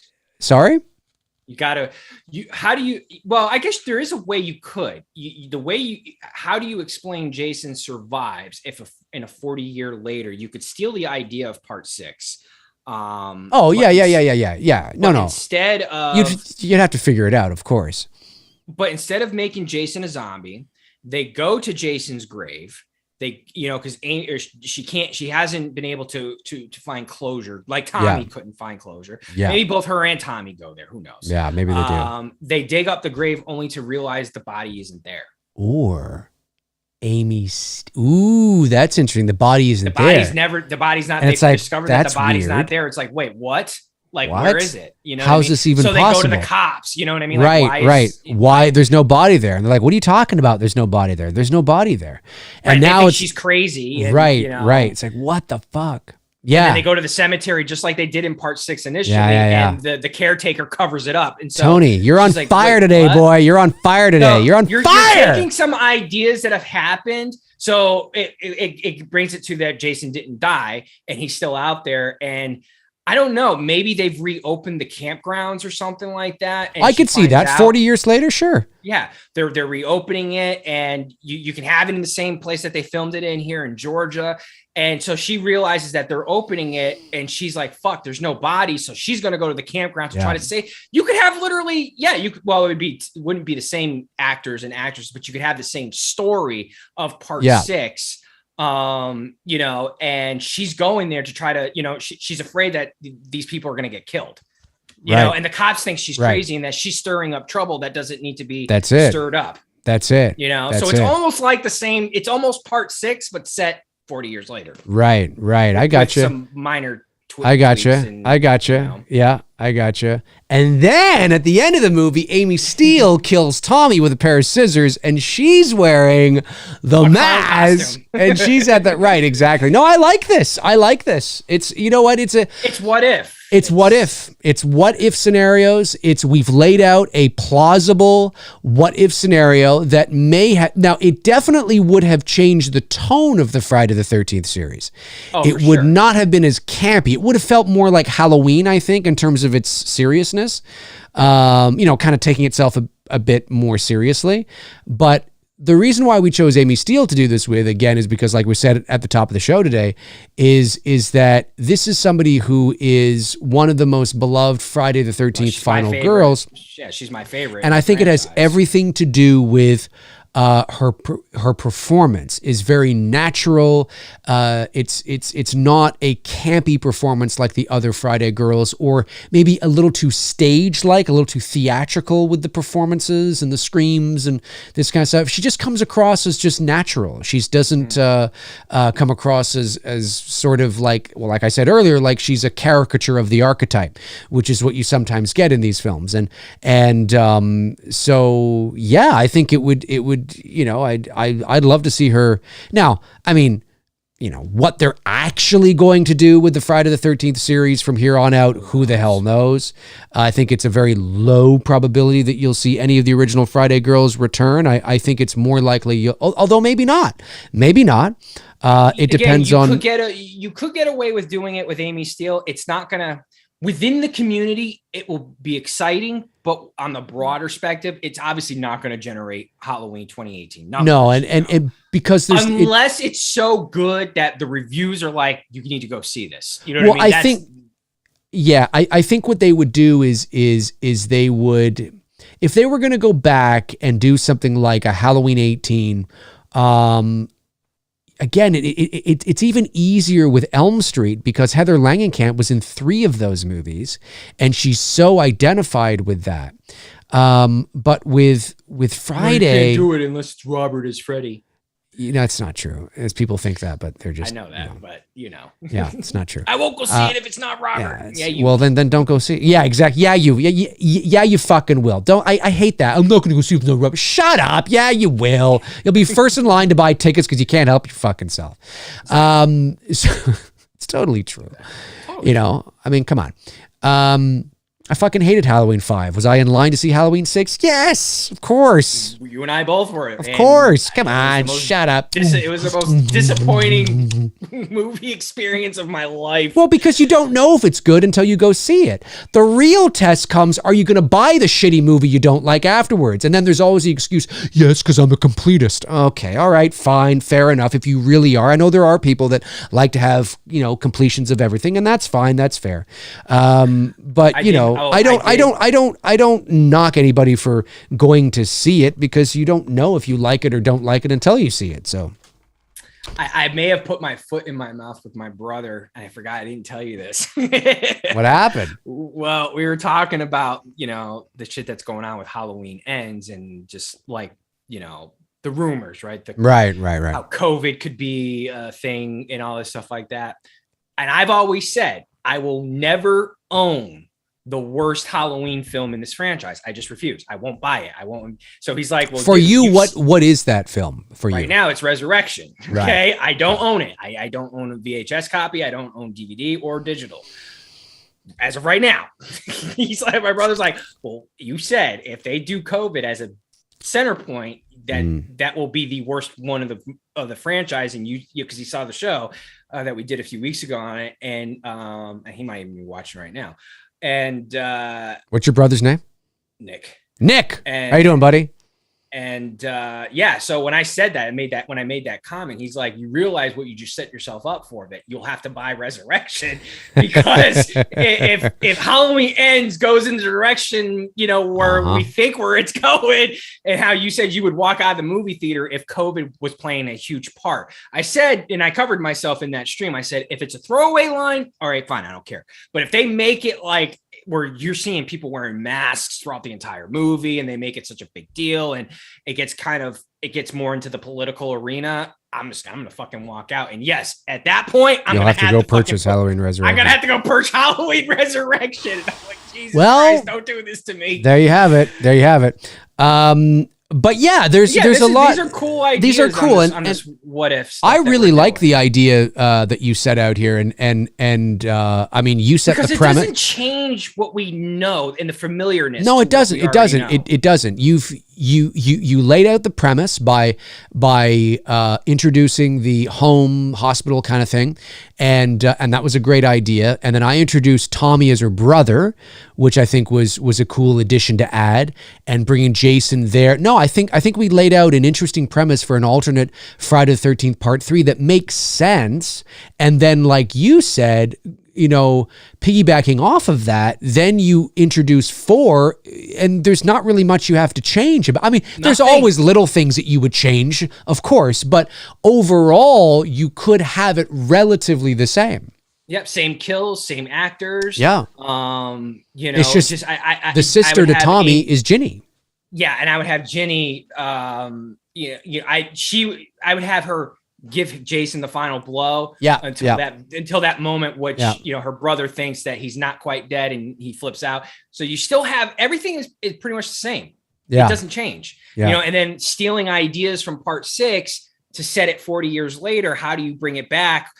Well, they go to Jason's body. You get the same opening, there. He's not there. Instead of him being there, and you have that whole opening of Part 6, he's not there. What you could do, because it depends on how, at this time, if you really did end it with Friday the 13th 4 in 1984, it depends on how, not that he wouldn't be iconic, but at this point in the game, you have quite a few movies that don't exist anymore. 5, 6, 7, 8, 9, 10. Well, you could attempt to do the Roy Burns movie. I mean, you could try it. Well, you could, but I'm just saying that. But yes, you don't have 6 through 9. Right. Or so 10, sorry. 5 through 10. So if you didn't want to do the Roy Burns, yes, you're right. I'm sorry. Right. So I'm sitting there and I'm thinking to myself, how would it be more acceptable today? She comes back, but it's different. It's starting again, but it's not Jason, it's somebody different. Now, it's hard for people to wrap their minds around that because Jason is such a brand today and those movies do exist. But if those movies did not exist, they ceased to exist. It's an interesting theory, of what sort of... If I get this right, you're saying 5 doesn't exist through... including Freddy versus Jason. Correct. Don't exist. None of those exist. None. So what you could haven't had a Friday the 13th movie in nearly 40 years. You could try to gamble. Even the remake doesn't exist. Okay. You could try to gamble on the Roy Burns idea and have a copycat killer going after Amy Steele. You could. It's a gamble. You could. You could try it. It's a gamble. I don't know. It's a huge gamble but then again, like you said, what we would know of the franchise, it wouldn't be the same. It would be just the first 4 films. That's right. And you could, and who knows how and because it's a story that has a beginning, a middle, and an end, and the story is complete and feels finished, complete, and satisfying with the end of Friday the 13th Part 4, to pick up 40 years later with another Friday the 13th film, but it's something else, right? There's another killer on the loose or whatever. The brand, it might not be so reliant on Jason. No, because really she is the brand. Ginny is she's the Laurie Strode of the franchise now. Right. Because she's been in 3 movies. She defeated him. So yes, she's now the Jamie Lee Curtis where the two are married with each other. You can't have one without the other. Or we would be looking at the franchise entirely different because we would all be saying you can't do this without Amy Steele. Right, exactly. Or then maybe you find out that Jason had a sister. So you had a twin sister. That's interesting. Obi-Wan was wise to hide her pro-female, strong, pro-female, right? You find out in this day and age, and she's coming back for revenge for killing her brother. Oh, and she's fucking like tough as nails, man. She's more batshit crazy than Jason. Yes, that's not a bad idea. Yes. Does she talk? No. Well, no, you can because Pamela Voorhees spoke. You could. Pamela Voorhees spoke, so you could have her talk. Which actually kind of brings it full circle because Pamela Voorhees did talk in the first film. You could have this, I had a brother and his name was Jason. Yeah. I had a no, but that's interesting. That's it. And again, keep in mind, Voorhees. You killed my brother. Prepared to die. That's right. But keep in mind that, as we've said, people 5, 6, 7, 8, 9, 10, Freddy versus, they don't exist. They do not exist. The last Friday the 13th movie was Part 4 in 1984. They do not exist. Mother and brother are dead, or you have the father. The father of Jason, he'd be dead. He'd be dead. Because remember, this is 40 years later, right? Sure. You're right. So even the sister... So the sister... would be like in her 60s. She'd be like around the same age as Ginny. Like I imagine sort of that kind of thing. Well, unless she was a younger sister. That's true. Maybe she's in her 50s. She could be in her 50s. She could even be younger than... Because you have to remember, how old would we say Pamela Voorhees was when she died in the original film? Well, 50-something, between 50, 55, something like that, probably. No, I thought she was in her 40s. Really? Pamela? Yeah. I thought the character was in her 40s when she died. Oh, I didn't get... Maybe it's just because Betsy Palmer... Well, maybe it's because Betsy Palmer looks older and I don't believe that she's somebody in her 40s. I know the actress is older, but... Yeah. Well, that's the character. I don't know if we know. I just assumed she was a woman in her 50s. Crap. Of all the nights he's not in the fucking chat room. Yeah, I assume she's a woman in her 50s. Chat room, somebody help me out.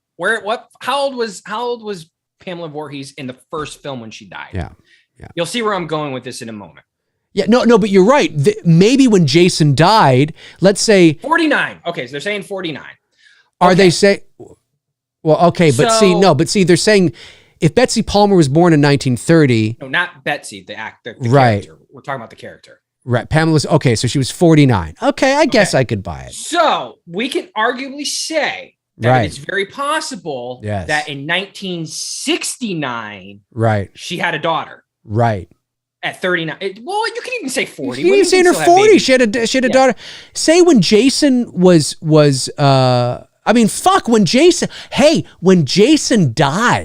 when Jason died as a kid, maybe Pamela had another kid after that. I was going to say, she kept her hidden. She has it more in her 40s. Well, that's what I'm saying. The reason why I say she has her, like, let's just say she had her in 1975, 4 years before the events that happened, 5 years, whatever, of present day. Mm-hmm. So that puts the sister, the hypothetical sister, if she was born in 75, that puts her 4 years older. Yeah, 4 years older than you and I. So she's only 46. Mm-hmm. So she's old enough, or I'm sorry, young enough to not be this, you know what I mean? And you know what I mean? Where it's believable. Yep. You know, she's only in her mid 40s. Yeah. You know what I mean? That and who's to say Pamela Voorhees didn't have, you know what I mean? She's a woman. Well, she has right. needs, But you know but when Jason died, how old was he when he drowned? Like 12, let's say? like, 12, 13, something like that. Okay. He dies in 57, right? Well, right. So who's to say that Pamela did, like you said, doesn't have another kid well after that? And so his sister never knew Jason. Knows of him, knows what happened to him because of what the mother has told her. Or what she found out about, finding out that her mother was killed. Well, no, of course, but she would have found out about that before her mother was killed too, right? Plot twist. What if it was Jason's sister that kills what's her name at the beginning of part 2 and not Jason? Because it was played by a woman. Oh! I love doing these what ifs. And I'm just saying. Again, it's just what if. I'm just take what we're doing seriously because I know how fans are. Oh, fans are. We're having fun. My opinion matters. No, anyway. But I'm trying to make the character of Jason's sister young enough to where she's not in her 60s. You know what I mean? Right. Of course. Not saying that a woman in her 60s can't throw down. Okay, but let's say she was in her 20s in the 80s. She'd be like, well, I would say even younger than that. That's why I said, Pamela Voorhees could physically have her in 1975. Right. So it's like 5 years before the events of the original film. Right. So that only puts her character at about 46, 47 years old. Right. I see what you're saying. I see what you're saying. If she was born in 75, so, okay, a few years before the event of fair what enough. happened. So she's only in her mid 40s, which makes her young enough and believable to be strong enough to go after. Right. Fair enough. Okay. So she would have been too young to really get any real concrete information from her own mother before she died. So she found out after the fact, right? And she's just a lunatic. Well, she's not just that. She's batshit crazy. She's just mentally ill, and she's batshit crazy. Or you killed my brother, and yeah, exactly. And she goes after. Yeah, Judy Voorhees. There you go, Cody. I like that. Judy Voorhees. Judith Voorhees. Oh, winking nuts, Halloween. Judith Voorhees. Ooh, I'm telling you, that's it right there. And then you don't have to. You could still go to Jason's grave, and the body could still be gone. And you hint to the audience. I'm just going to say, you hint to the audience that, you make them think, oh, Jason's coming back. No, it was Judith Voorhees that dug up the fucking body. That's what it is. Judith Voorhees is crazy like that. She's strange like that. Brother. She wants mommy in her brother's heads. She's the one that dug up Jason's grave, and that's why his body isn't there. He is really dead, but that's why he dug up the grave. That works. So she thinks it's Jason, right, back from the dead, but in fact it's not Jason. So again, it keeps Jason human. He's not this resurrecting monster, so he's still human, but it turns out to be the sister, and that would put Judith in and around the same age as Pamela Voorhees. Yep, from the original. Late 40s. So it's a good callback to the original too. It is. It's coming full circle where it is. Jesus, you could even use. Sorry, dude, I was just gonna say you could even use that as the platform. And does she dress like Mama? Does she have a boy wearing the turtleneck? Does she have any kids? Oh! And then it just starts all over again, baby. It's a requel. It's a requel. What I like about this with the Judith Voorhees character is it does like what we've talked about with Halloween 4, right? And Jamie standing at the top of the stairs in the clown costume. Yes. It's bringing the movie full circle. Yeah. Right. Yeah. So with Judith coming in to the equation, it's actually bringing the franchise of Friday the 13th back in full circle. Because for sure. The original killer is the mom. Right. It's not Jason. It's the mom. That's right. So fans can't be that upset that it's a female lead doing the killing because, and the thing is that you almost advertise the movie as you think Jason's back. You know what I mean? Yes. You think it's, and they're like, well, wait, Jason's, so that you do have the, of course, we're talking about it right now, so it wouldn't be a surprise, but we're saying hypothetically, so it doesn't matter. So that when you're in the movie and you're watching, and you could have even a moment where, Amy Steele is, running away or whatever, and then she sees a girl right in front of her, and she's like, who are you? Right. And she's like, right. Well, I'm Judith Voorhees. Yeah. A callback, for sure. Little dialogue callback to the original film. For sure. And she realizes like, oh shit. Like in that moment when she says her name, you see this look of like, oh shit on Amy Steele's face. Like this is the sister. You know what I mean? And listen, just hear me out. So this might sound silly, but I'm thinking as a studio executive, I'm thinking about long-term viability. I'm thinking about what's hot right now, what's popular, what you fans say you want, even though you say, no, we don't want that. Well, no, you speak with your dollars. What's hot right now are requels, this new term called a requel, which is basically what 18 was, Halloween 18, what Scream 5 was, what Candyman was, no doubt what they're probably going to do with Elm Street and Friday anyway. But, is that it's a soft reboot, but it also acts as a sequel as well. They're trying to have their cake and eat it too. And what's funny is that you could actually make Judith Voorhees the new, as you're saying, the new Pamela Voorhees. Who's to say that she herself doesn't have any children? Who's to say that Judith Voorhees doesn't have a young boy, not named Jason, or maybe he does. Maybe she does have a kid named Jason who she named after her brother. And then you introduce a new Jason Voorhees, kind of like that's a workaround way to bring the character to bring Jason back. So it's not the same Jason, but it is Jason Voorhees for all intents and purposes. And then you reintroduce a more modern take on the story, but you're still delivering on the things that we know and really like. Because I gotta be honest with you. If you didn't, honestly, I actually do like the idea of Jason's sister. I do too. I'm just saying I don't know how that's going to go long term, but I will say that maybe 2 films at best. Well, yeah, that's definitely my point. One, but that's my point.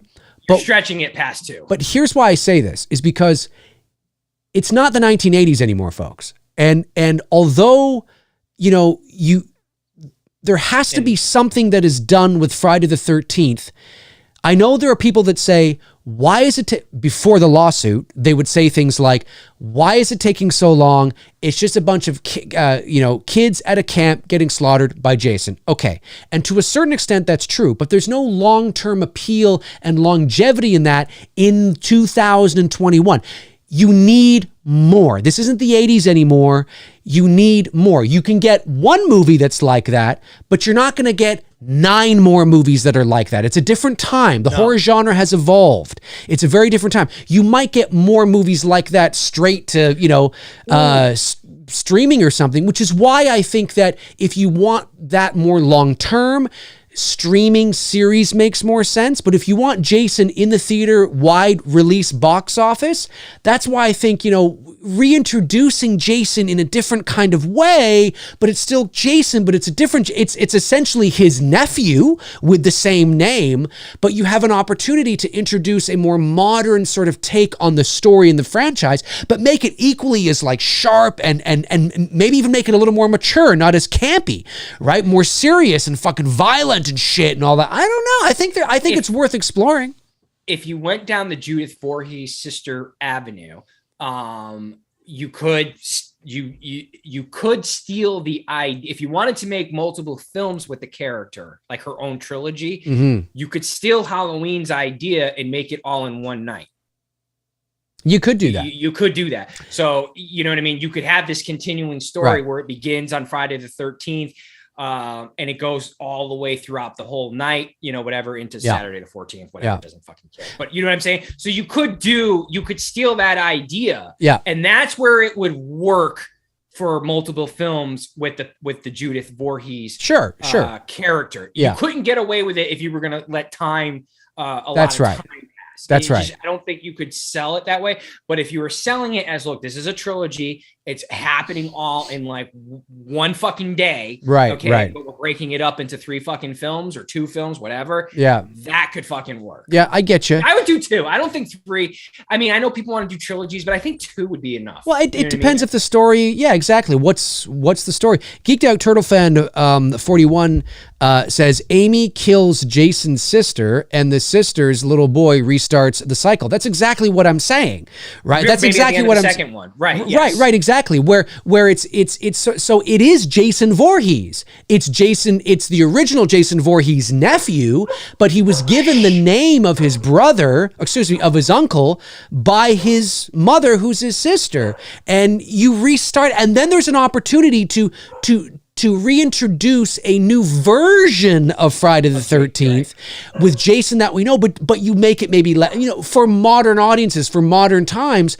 And I think if it's done right, it's done really well, even old school Friday the 13th fans would be like, that was pretty fucking good. That was really good. Because I don't think you need to make it campy and hokey and cheesy. I don't think you need to do that.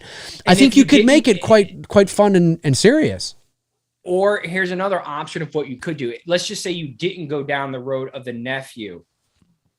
Hold that thought, though. You do 2. I think 2 would be enough. I think 2 good films would be enough. A one day thing with Judith going on a fucking rampage. It brings the franchise full circle with how it started with the mom, ends with the sister. Female killer started it. Female killer ends it with a little wink and a nod at the very end, where you see her son, Jason, standing over the graves of his family members with the machete in his hands, and he puts the hockey mask on. Yeah. And you hear the iconic, sound.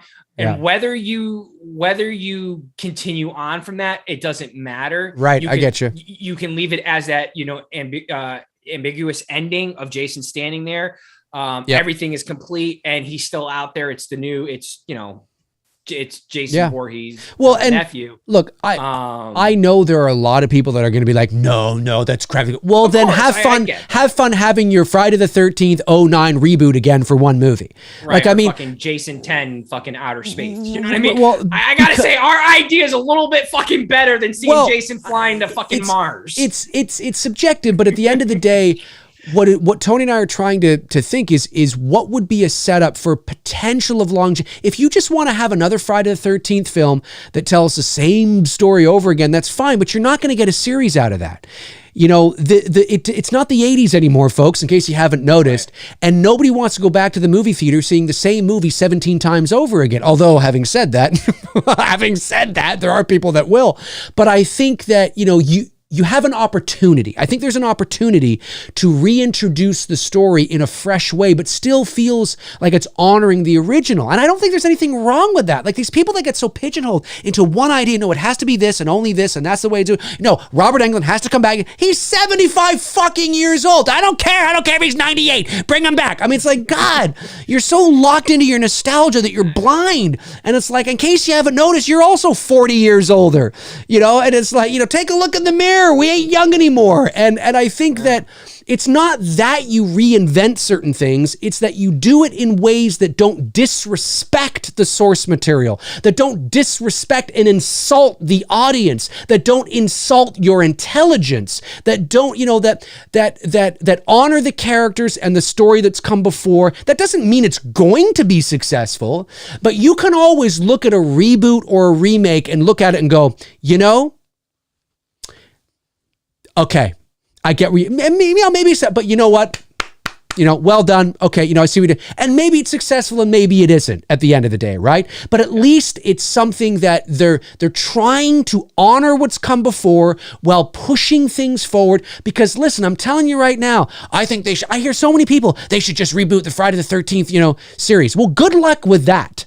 Yeah, because you're going to have... fucking hated it. They did it and you got one movie. Well, they just didn't do it right.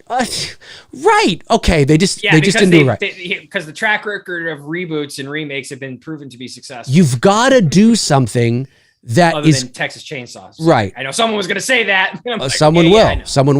But I don't know. And listen, I'm not a huge Friday the 13th fan. I'm not a Friday the 13th expert. But when I think of it, I see opportunity.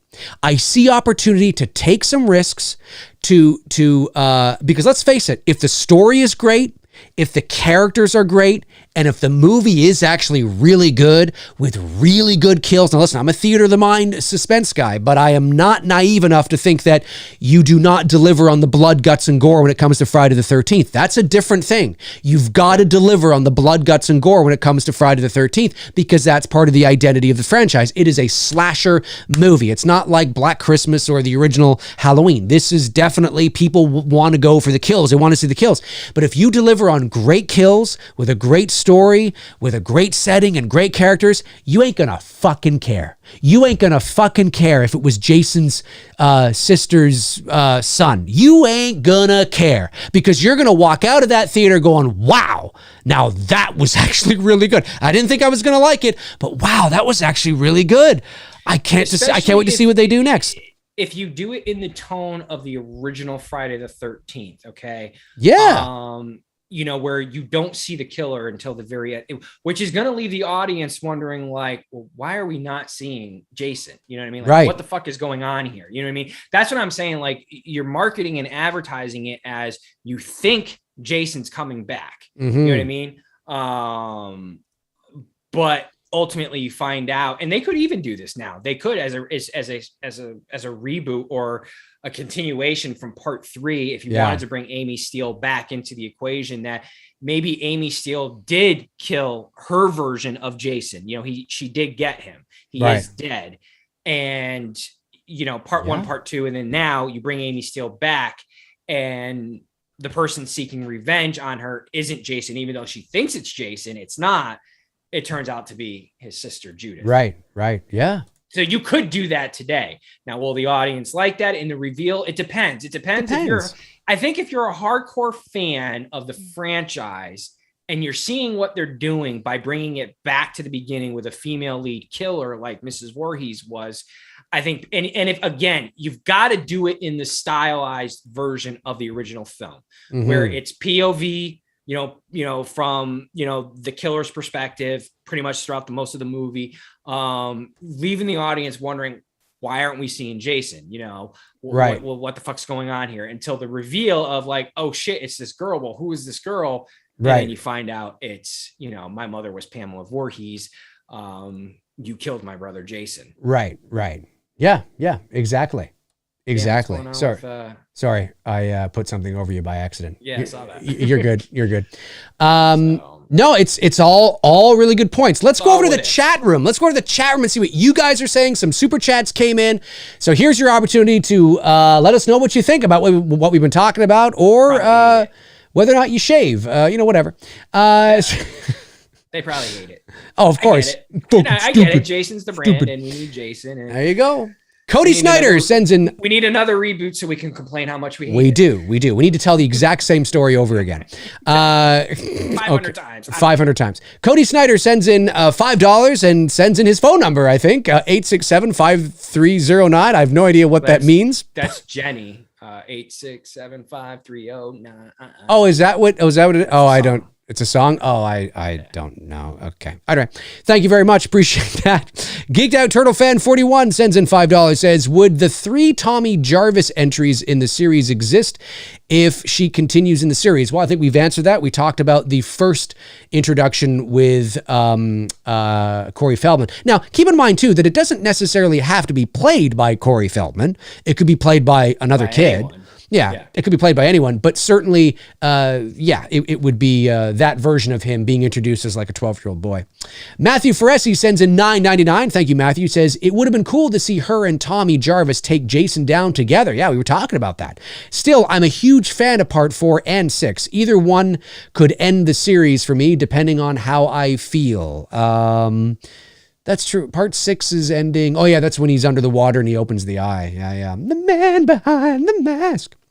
Geeked Out Turtle Fan 41 follows up with another $5 super chat and says, how about this idea? You keep the Jarvis trilogy and have Tommy find Ginny to help kill him. Well, we were just talking about that, right? We were talking about how Tommy ends up being Ginny's brother in an alternate Friday the 13th part 3, and who comes to the sort of the group home to see her.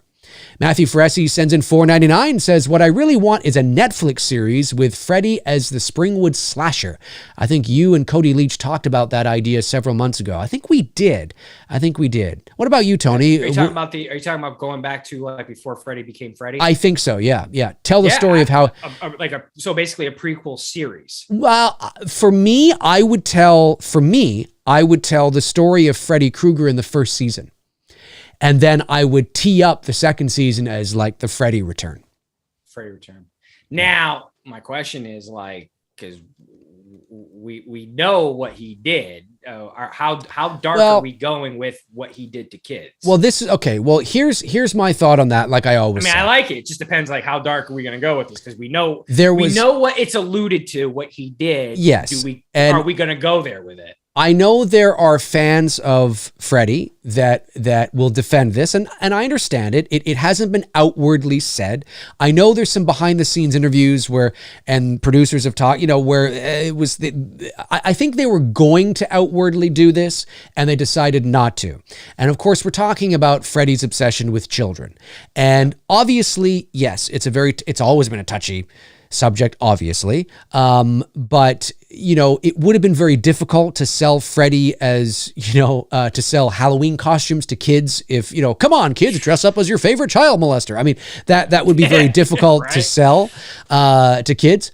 So, but having said that, I have always taken the stance that although they haven't said it outright, that I think it doesn't need to be said. I'm sorry if that hurts your outlook on Freddy Krueger, but the fact that you have an obsession with a child murder, I think if you have an obsession with murdering children and children only, I don't think you have to go through too many mental gymnastics to assume that, well, if he's got an obsession with kids, let's kind of put 2 and 2 together. I don't think you need to say it to allude to that maybe there was something inappropriate that might have happened at some point along the way with some kid somewhere at some point, maybe with some kid. I don't know, just a thought.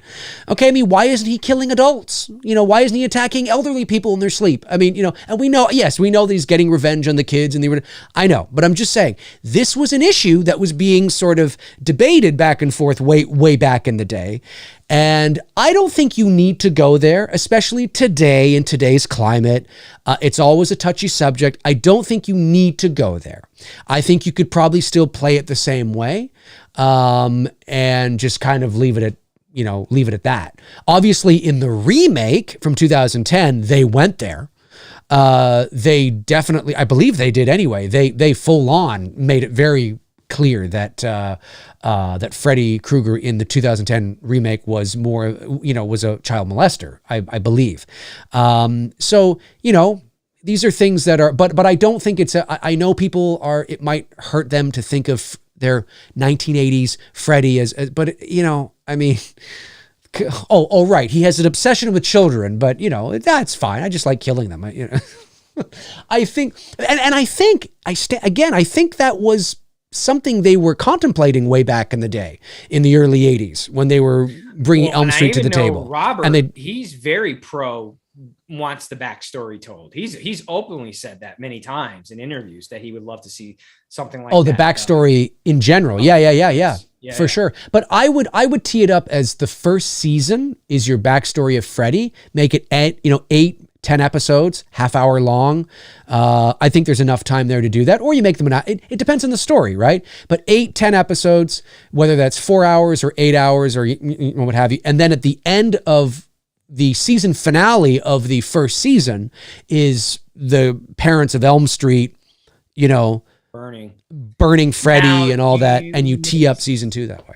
Now, do you make season 2, do you bring in a new Nancy character and make her, the Nancy, the star of season 2 with Freddy? Yes. Maybe we shouldn't go too deep on this. Maybe we should save it for another what if scenario, because I got to get through these questions because I know where you're going with this.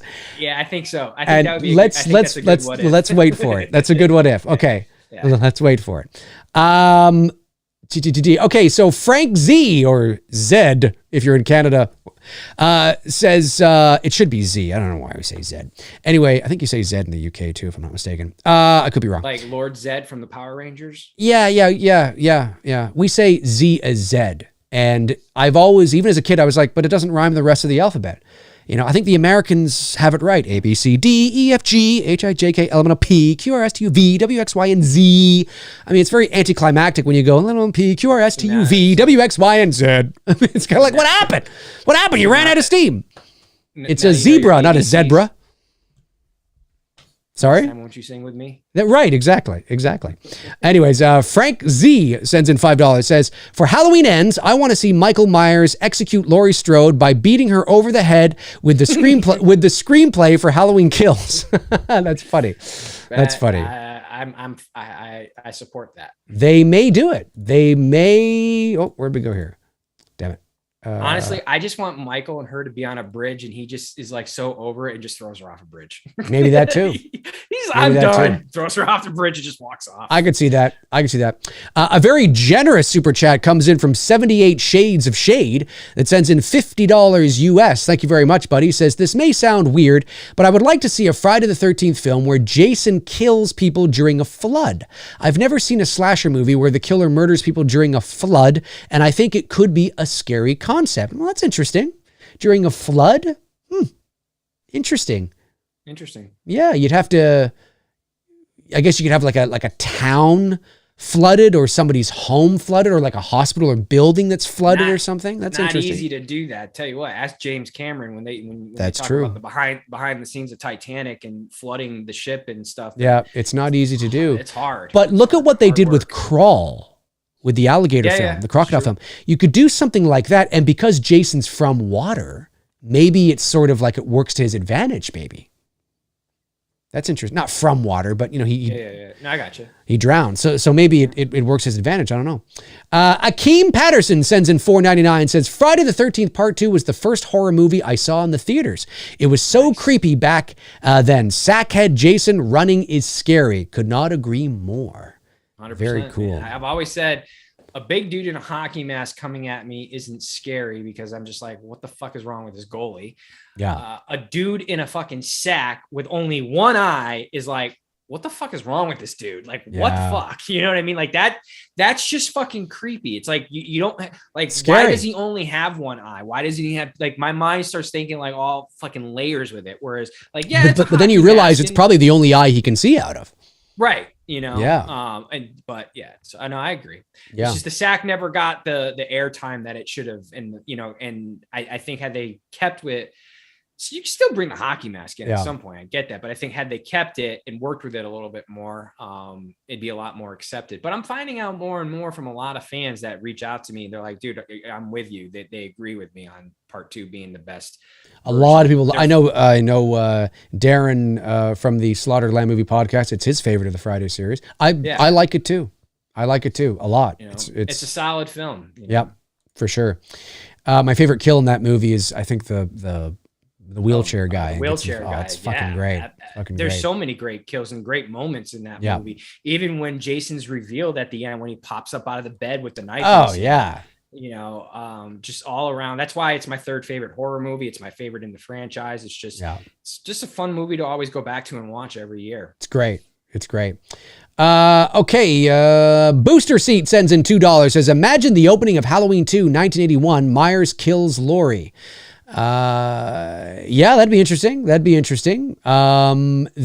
he would just go on, continue his spree, and they have to stop him. He would just have no motive. Go on and have a tea party with Loomis. I think you're right. Whatever the hell that was. Let me put some brandy in this tea, Michael. It's true. Where Nomad has gone before sends in $10. Says a group home dealing with trauma. Yes, minus Laurie Strode. Yes, minus Laurie, exactly. Atrocious gaming. I think that's what that says. I don't have my glasses on. I think that's what that says. Excuse me, I don't have my glasses. Maybe I'm wrong. Actually, I think I might be wrong. I think you might be right. Am I right? I don't have my glasses, so my apologies. I'm squinting to read these. Where are my glasses anyway? Says just seeing if I can use the slider correctly. $2. There you go. Sends another $5. Says love this. What if series, by the way. Thank you very much, buddy. Keep it up, Dave and Tony. Idea maybe. What if Chucky successfully possessed a body? Well, that's interesting. Then that would probably be the end of Chucky, or maybe not. Yeah. Maybe not. Song fan sends in $4.99, says, hey Dave, can you do your best impression of Roger L. Jackson's ghost face voice? Would love to hear that. Nice topic today. Well, let me see here. He would be, let me see. I'm trying to think. Ghostface is done. Let me think on the beginning of the first Scream. It's very subtle, the beginning of the first Scream. So it's she answers the phone, and it's more like, hello, who is this? No, what the hell does he say? Let me get the lines. I want to get the lines. Scream opening. You don't know the lines? Surely you cannot be serious. I'm not serious. Let me see if I can get the lines. And don't call me Shirley. Is that the line? I can't remember. Oh yeah, it's Shirley. You can't be serious. I am serious, and don't call me Shirley. He fucking says it with a straight face. Airplane is fucking great. Although you watch that movie today, and it would offend everybody. Well, not us, but it would be very offensive. I love that line. He says it so like, Shirley, you can't be serious. Shirley, I am. Don't call me Shirley. Hang on, Scream opening. Yeah, we could. I don't know if we could ever talk about that movie on a live stream. We'd get kicked off of the YouTubes real quick. Oh, 100%. I'm just curious. Okay. Why am I not? Oh, wait a minute. Maybe this is it. I think they drop some big words in there too, don't they? Oh, yes, they do. Yeah, they do. That's some words that Joe Rogan got in the hot seat for. Yeah, where's the? Yeah, I'm looking. Hang on, I'm looking for. Fuck! They don't have quotes from the opening. They have with Sydney. I don't want Sydney. Oh, here we go. So yeah, so it's more like this. It's more what Roger Jackson does in the beginning is more like Casey says hello, and he goes hello, and she says yes, and he goes, who is this? It's like, who is this? You know what I mean? It's very sort of like just kind of normal, but with a hint of sinister in there. And she says, who are you trying to reach? And he says, what number is this? You know what I mean? Like he's got sort of a very kind of, it's not sinister. It sounds almost normal, you know? Yeah. He plays it that way. So, it's like the moment where he's like, you know, he's like, I want to know who I'm looking at. You know what I mean? It's very sort of played in that range. What other things are here? Really, just some scary movies. Do you like scary movies? Come on. No, I don't. Do you? Yeah, he's like, what's your favorite scary movie? You have to have a favorite. What comes to mind? You know, he plays it there. Now, obviously, he gets more sinister as the film and as the series goes on. But in that opening scene, I love the way he plays the voice in that opening scene. You know, because I want to know who I'm looking at. You know, it's just very kind of in that area. Like it's just sort of very subtle. That's not an impression of him, obviously, but that's the cadence of sort of in the area of where he is. And I've always appreciated that. Just sounds so almost like normal. You know, he's just like, hello, I want to know who I'm looking at. You know, just very kind of in that area. And then he gets upset, you know? Sure. It's great stuff. Let me see. Movie chat and more. Part 2 says a return of Ginny would have been pointless. Nobody cared about the final girls in the 80s. All that mattered was the main villain returned. Well, I disagree with that statement, Richard. Hope you're doing well, but I disagree.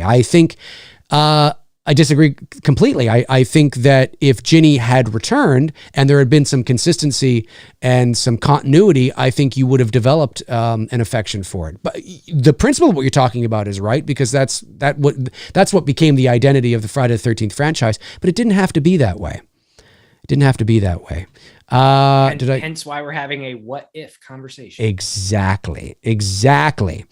Flet Live sends in $5, says, hey Dave and Tony, question, besides Halloween, what movies you think define the 70s? What horror movies? Like horror movies or like movies in general? Like probably horror movies, you know? Out. So I'd say The Exorcist, Jaws, Black Christmas, Texas Chainsaw, When a Stranger Calls, Amityville Horror.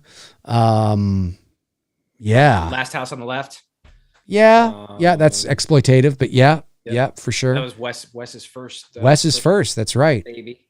That's right. 70s horror doesn't get a lot of recognition. You know, we always talk about the 80s because the 80s definitely was the peak of the slasher genre. But there's a lot of interesting dark horror films that came out in the 70s. There is horror films too. That if you really dive into that black hole of cinema, there's some shit out there. But I would definitely say the ones we listed off, like The Exorcist, Chainsaw Massacres, Black Christmas, Jaws. That's right. Definitely had a huge impact to what ultimately led the end of the decade with Halloween, and that's it. History. That's it. Super People 1231 said, I think that's Super People. I think so. Sends in $1.99, says, can you give a shout out to my friend Nick Gurr? Is it Gurr? Nick Gurr. Hopefully I'm saying that right, Nick. Hello, Nick Gurr, or Nick. I'll just say, hello, Nick. How you doing, buddy? Hope you are having a great day. There we go. Tony, you want to give Nick a shout out? Shout out to Nick. Hope you're having a fantastic day. Fantastic day. Smoke some weed. No. There you go. No, don't do that. Dark Light sends in $2, says, does Dr. Loomis have a high IQ? Is he smart? Does Dr. Loomis take a shit and wipe his ass on Thursdays? I really want to know if it's Thursdays. Dr. Loomis has the intelligence of a squirrel running out in front of a car. Agreed. I think he's a moron. No, I can't take credit for that. I saw that somewhere on some really? thread of social media. And it's like, well, that's a funny ass diss. I'm going to use that one day. There it is. There it is. He's a psychiatrist. So he's obviously gone to, he has his PhD at the very least. So yes, I would say that he is a smart man. He is a smart man. All right. What else? We'll go for wow, we're almost at 2 hours already. Yeah. Holy shit. Okay, well, let's go for like another 5 minutes or whatever. We'll bring this thing to 2 hours. Norm Lives says, Dave, you just fell for a bad trick about Nick Gurr. Oh, did I? I've never heard Nick Gurr. Whoa. Slow back. Oh, I see. Oh, I get it now. Oh, I didn't catch it. Thankfully, you went to enunciated the I enunciated it more correctly. Oh, I see. I didn't catch it. Thank you very much, Norm, for bringing that to my attention. And the guy that sent it in, obviously, dude, like, come on, smart enough, man. But hey, you paid for it, so thanks for the tip. Yeah. Thanks, Norm. Appreciate that. No, I didn't get it because I'm not 10. And if and he I'm didn't not say anything, we would have moved on. Like, yeah, exactly. I'm not 10. I'm not a fucking loser. So I didn't get it, but I appreciate you guys coming to let me know that. And thankfully, I enunciated that really well. Being got money to waste. Being a voice actor helped. Nick Gurr. See, that's completely. When you announce it like that, it doesn't really sound like it. No. Anyways, thanks, guys. Appreciate it very much. And who was the guy that sent that in again? Who cares? Move on. No, but I just want to. Let me just see here. Hang on a sec. There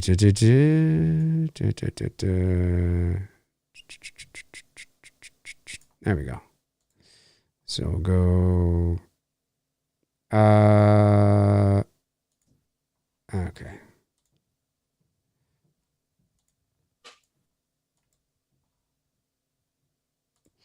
There we go. Taken care of. All right. Where are we?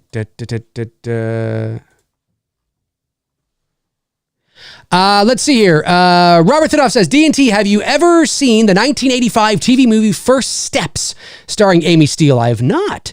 Story of Nain Davis, who became paralyzed, and the research that has helped those paralyzed today. I have not seen that movie. Have you seen that movie? Which movie? It's called First Steps with Amy Steele. No. From 1985. Not. Really, the only two movies it's a TV movie. Her in are Friday and April Fool's. That's it. Right. Okay. Yeah. Same, actually. Same. Let's see here. Helen Park says, Dave and Tony, what's your thoughts on many filmmakers saying blockbuster movies like Marvel, etc., and Star Wars are ruining the movie industry? Well, I've talked about this before. It's just really the saturation.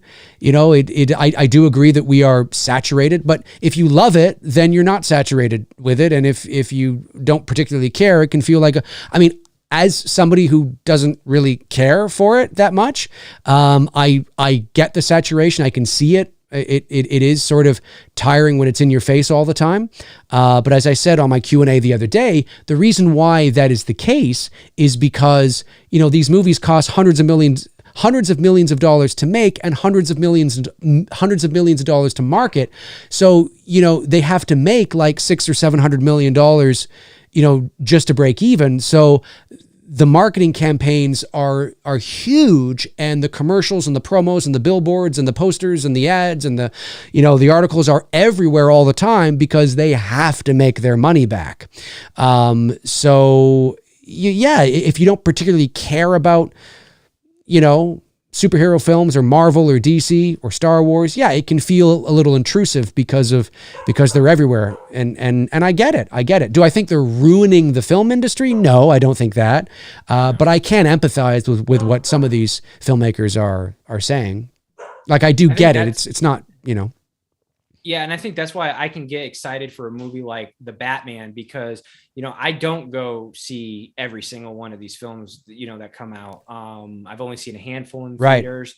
I saw the Spider-Man one. I don't, I'm not into the comic book movies like a lot, and I'm so checked out on Star Wars. I haven't watched any of the TV series. I don't have Disney Plus, and I have no desire. I'll always watch the original trilogy with the prequels. Right. I have no problem going back to those and popping those on whenever I'm in a mood for something Star Wars, and I'm good with that. And the same thing with comic book movies. I don't think they're ruining it. I just would like to see more of a consistency of good movies continuing to be made. Same. It's been like really hit or miss. Unfortunately for me, for the first time ever, I've never, and I equate this to getting up and walking out of a theater to turning it off halfway through. But I've shared this many times that DiCaprio has been my favorite actor going back to when I was a kid. We've grown up with this dude and watched him in so many great performances, and I just was very disappointed and not disappointed, but just I wasn't feeling the movie that they just did for Netflix with that all-star cast with Adam McKay as the director. And I like Adam McKay as a director. He did, oh man, it's one of the movies I enjoy watching because I enjoy how he did the movie. Crap, what the hell is it called? It's the one where the housing market gets flipped upside down. Oh yeah, the Big Short or the Big Short. Yeah. That's a great movie. Yeah, The Big Short. That's what it is. That's a great movie. I loved his editing style in that movie. I loved the way he approached stories. I loved the quick cut he did. I loved the fourth wall breaks that he would do at times. Had like Margot Robbie show up for a cameo. This movie with all you knew what they were doing, and that's what I didn't like. Like I knew who Meryl Streep was playing. You knew exactly who she was playing, and I was just like, I'm so trumped out. Like, I don't need him to be, even if it's an innuendo reference in a movie played by a female character, I don't need it. You know what I mean? I think, and that's where I started to get checked out in the movies or in that particular movie. And it was disappointing because whenever I go see a new Leo film, I'm excited for it, but I was bored as fuck watching that movie. So what I would love to see from the movie industry is just get back to the basics of just good filmmaking, make good movies, tell good stories. You know what I mean? And entertain us, because that's what movies are for. And we seem to be in this like hit or miss when it comes to, and I'm not saying good movies haven't come out in the last few years. There's a lot of great movies that have come out in the last decade, but it just seems to be recently and within the last few years very hit and miss.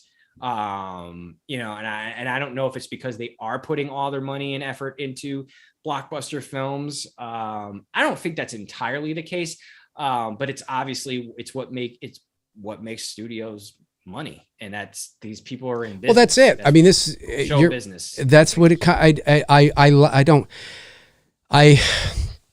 It's what makes money. It's about the bottom line, and I don't know how many times I have to say that, and I don't mean to come across as pretentious if I do, but if you think the studios give a shit about what you want, you got another thing coming, as the old song used to say. Now, again, it's not black and white. That doesn't mean that they don't pay attention to what fans desire at all, or because sometimes the filmmakers are fans themselves and they write certain stories. But at the end of the day, it has to make money. It's a product and a service that is being supplied and offered. And it's no different than, if you have a donut in a donut shop that doesn't sell, you stop making the donut. If the donut sells all the time and people are buying it, you continue to make it. And as soon as people stop buying it, you stop making it. And that's exactly what happens with movies. And the reason why there are so many of these blockbusters is because you go to see them. So by doing that, you tell the studios you want more of that. And so they make more of that. If you want less of whatever it is, then stop seeing it. Stop buying it. Stop purchasing it. Stop telling them you want it. That's why. And trust me, studios, because they're in the business of making money, the second they realize that the fans have spoken and said, we don't want any more of that, done, gone faster than you can say pineapple on pizza. I mean, it's gone. They will stop just so fast, because they realize, well, they don't want it. They don't want it. Look at what happened to Happy Death Day. Right? Happy Death Day 1 was a big hit for Blumhouse. Happy Death Day 2, although I liked it, made significantly less. And is there Happy Death Day 3? No. Will there be one? Maybe.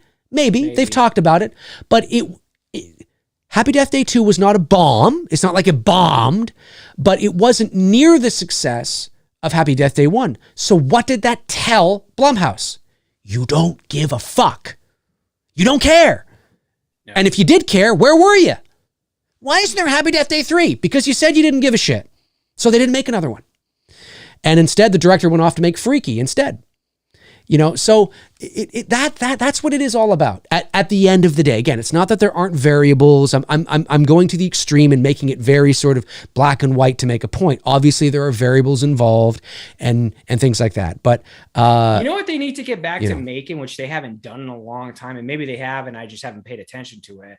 You remember, like in the late 90s, early 2000s, there was just this like massive run of rom-coms. This insane run, you know what I mean? Like Mel Runaway Gibson Bride. Runaway Bride. Mel Gibson did one with Helen Hunt.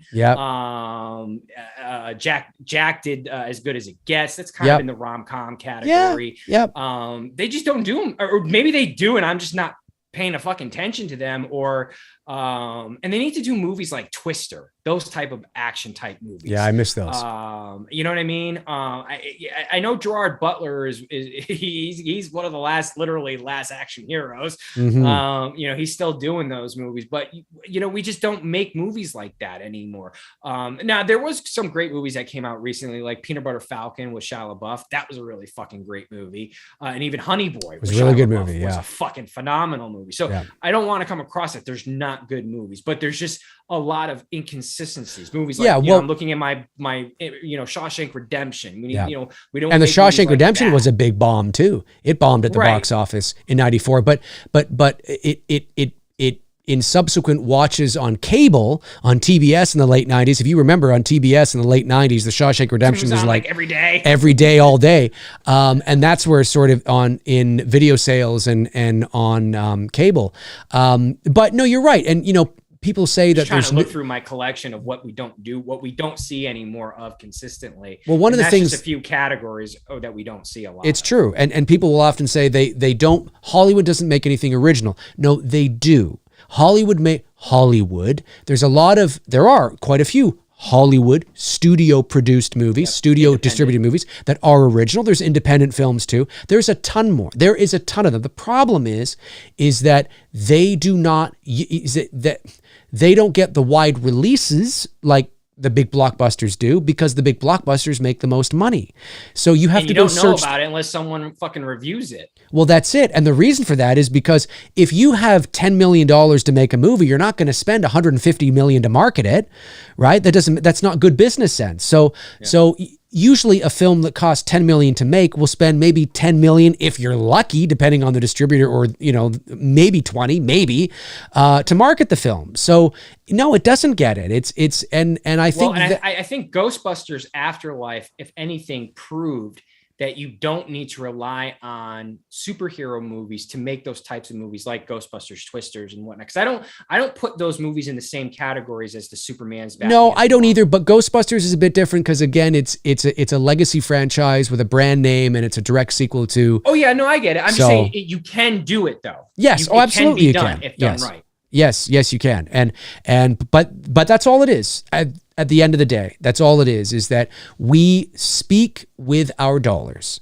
Now, we can't, because, again, they hope you like the movie. Obviously, nobody goes out with the intention to make a bad movie, but at the end of the day, it's art, and there is no control over who likes it or who doesn't. It's you do the best you can, and you let the chips fall where they may, and you see what happens. But it is, because you can't get your money back if you don't like the movie, and nor should you. It's not guaranteed that you're going to like it. So you go and you pay for it. They have your dollars, and that's what it's all about. So that's why they keep making these movies, is because these movies keep making money, and they will only stop making these movies once they stop making money, at least to the degree for which they're making it. That's it. That's what it's about. It's a business. I think there is this perception that fans have, and again, I'm speaking generally, of course, not everybody, but I think there's this feeling that, there's this relationship there, like we're all in this for the fandom of it all, and it's like, no, they're in it to make billions of dollars. Now, that doesn't mean that they cannot make decisions that are, there are certain fan things they can do that fans would like to see, or, like Andrew Garfield, Tobey Maguire, and all these things. Sure, I get all that. I understand that. But at the end of the day, there's a lot of different variables. Fans is just one aspect of of it, patterns and trends. And there's whole departments for these things that watch these things and try to figure it out. So it just, and again, I don't claim to be an expert. Okay. I do not claim to be an expert, but I often say that, I have a very keen interest on the business side of show business, and I don't claim to know it all. I don't want people to think that. There are people out there that know far more than I do. But I often say that if you want to be in a position where you find yourself less and less going, how come they didn't understand the business side of show business? Do yourself a favor, read up about it, learn about show business, the business side of things, how studios work, I had a guy that didn't even think when I told this to him, and he's like, oh yeah, I guess that's true. It didn't even dawn on him that when studios spend like $150 million to make a movie, you often hear me say this, they don't go into the basement of, Warner Brothers and open a big vault and hand them over $150 million cash. All that money is borrowed. It's all borrowed money from banks that they are collecting interest on that they have to return, and they're like, oh yeah, like the studio themselves, like there isn't a vault in each of the studio's basements that house all like hundreds of trillions of dollars or something. That's not how it works, and so, I often say to people that like, do your best to try and read up a bit about how studios work, distribution works, business and all that kind of stuff. And then the more that you know, and again, I don't claim to be an expert, I'm just saying the more that you know about that kind of thing, you'll see decisions made, Hollywood decisions made, and you'll go, oh, I see what they're doing there. Oh, that makes sense. Where other people are like, well, that doesn't make sense. Why don't they just do this? If they just did this, and there's more to it than that. They're not thinking about what little Bobby John playing with his, thinks. It's a multi-billion-dollar industry. There are massive business decisions that have to be made. It is on a level that we can't even fathom that kind of money. So, yeah, and again, I got a question for you. Yeah. Do you find, as we're getting older now, I'll always be interested in the key IPs. When I say key IPs, Halloween, Fridays, Nightmares, Chainsaw. Oh, key IPs. I thought that was the name of like a hip hop group. No, key IPs. The IPs. I know. It's like the Black Eyed Peas style. I'll always have that interest in it, but I find myself now getting older. My interest in horror is nowhere near what it was when I was in my obviously my teens and my 20s and 30s. Like it's there, but I find that I still haven't even seen Scream. And there was a time where the 2022 one. Yeah. There was a time where at a time in my life where I would have seen it by now. Right. It's not that I'm not interested in it. I'll see it. It's more of like, I'll see it when I see it. And I don't know if it's just because of age and it's just my taste in movies are changing as I'm getting older. I'm totally excited for this Ted K movie coming out, and because that's more based on real life. Mm-hmm. I would love to see them do a Night Stalker movie. I know they did the great documentary series on Netflix. That's where my if it's real life stuff or based on real life events, it's definitely going to pique my interest. But I find myself I don't watch much new horror because I don't really have a desire. You know what I mean? Like, it's just not my, I don't know. It definitely wasn't like that. Like I said, decades ago, years ago, I'd be all over it. I think you have a point. I think, I feel the same way. And I think, and again, I haven't seen Scream 2022 like yourself. I can't speak on it either way. I know people who've seen it. I know a bit of listen, it's been so long. It's been out for so many weeks now that I know some of the spoilers in it, but I'll keep it to myself. So I kind of know what happens, but that doesn't ruin the film for me. So, but I think it's because that generally speaking, studio horror films are copy and paste. So it's copy and paste of a formula that is fairly pedestrian, but they keep doing it. Why? Because we keep going to see it. So that's why they keep doing it. And I heard they're making a sequel to this Scream. They are. Yeah. They start shooting this summer. Oh, of course. I thought this was the last one. No, of course. And why? Because it grossed over $100 million at the worldwide box office. So of course they're going to do it. Why? Because it's a business. They're going to do it. Right. So Nev's coming back for another one. Right. I don't know. I don't know if she is, but so yeah, I agree with you. I think, horror has it's just there's nothing really. There's nothing that's like. Now I will say X. That looks interesting because I've never seen a slash, and it's A24. So in A24, look, there have been some going through. There's been some decent A24 was It Follows. Is that them? I can't remember. I don't know. Well, there's movies in that It Follows, Followed or Host, Unfriended. There's been movies that have come out, so I don't want to sound like a Debbie Downer that I'm like not interested in horror movies, No, I get it. It's usually through suggestions like you or I just happen to stumble across something, but I don't go out really seeking horror movies like I once did. You know what I mean? It's more of like I either it's one of the IPs that I know, then I'm like I know Halloween Ends is coming out, and I will see that if it's not digitally released, I will go to. I pretty much know the movies I'm going to go see this year in theater: The Batman, Halloween Ends if I'm not going to see it in streaming, and then Top Gun. That's it. Yeah. Those are the 3 movies that I'm planning to go see this year, and that's it. Yeah. Everything else, I'll wait to see it digitally. Yeah. Which is so sad to say, but like I don't know, like it just. I don't know if it's because I'm just sick and tired of going to the movies having to yell at fucking idiots for fucking talking on their phone while I'm trying to watch a movie. Could be that. That probably is a big reason. Like movie etiquette is totally like out the fucking window, which is why I'm all for streaming movies right away. But whatever. Yeah. Frank Riker. Maybe it's just an age thing. It could be. Frank Riker sends in $10 and says his strong, manly hands probed every crevice of her silken femininity. Their undulating bodies writhing in sensual rhythm. Is that what that says? As he thrust his purple-headed warrior into her quivering mound of love pudding. And then Frank says, it's from The Naked Gun 2.5.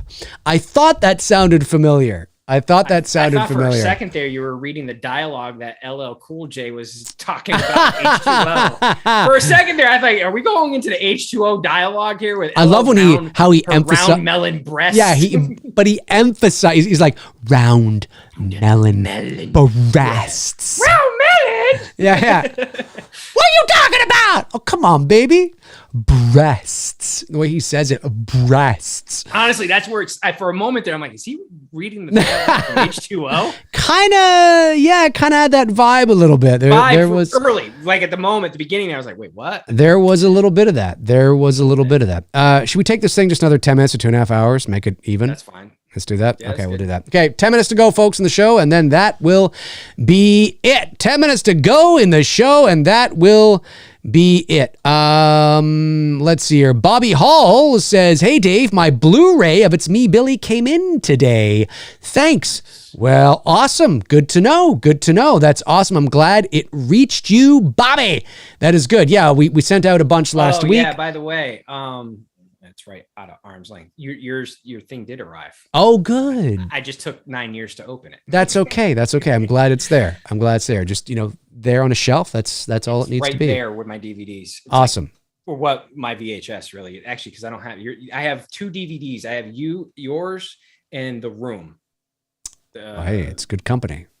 There you go. Very good company. The rest of it's all VHS. Well, it's the way it is. You know what I actually just found on VHS? I'm glad I have it because I just got a weird feeling with all the controversy around it, and it's just going to continue to lead to an area where they're probably going to pull this movie.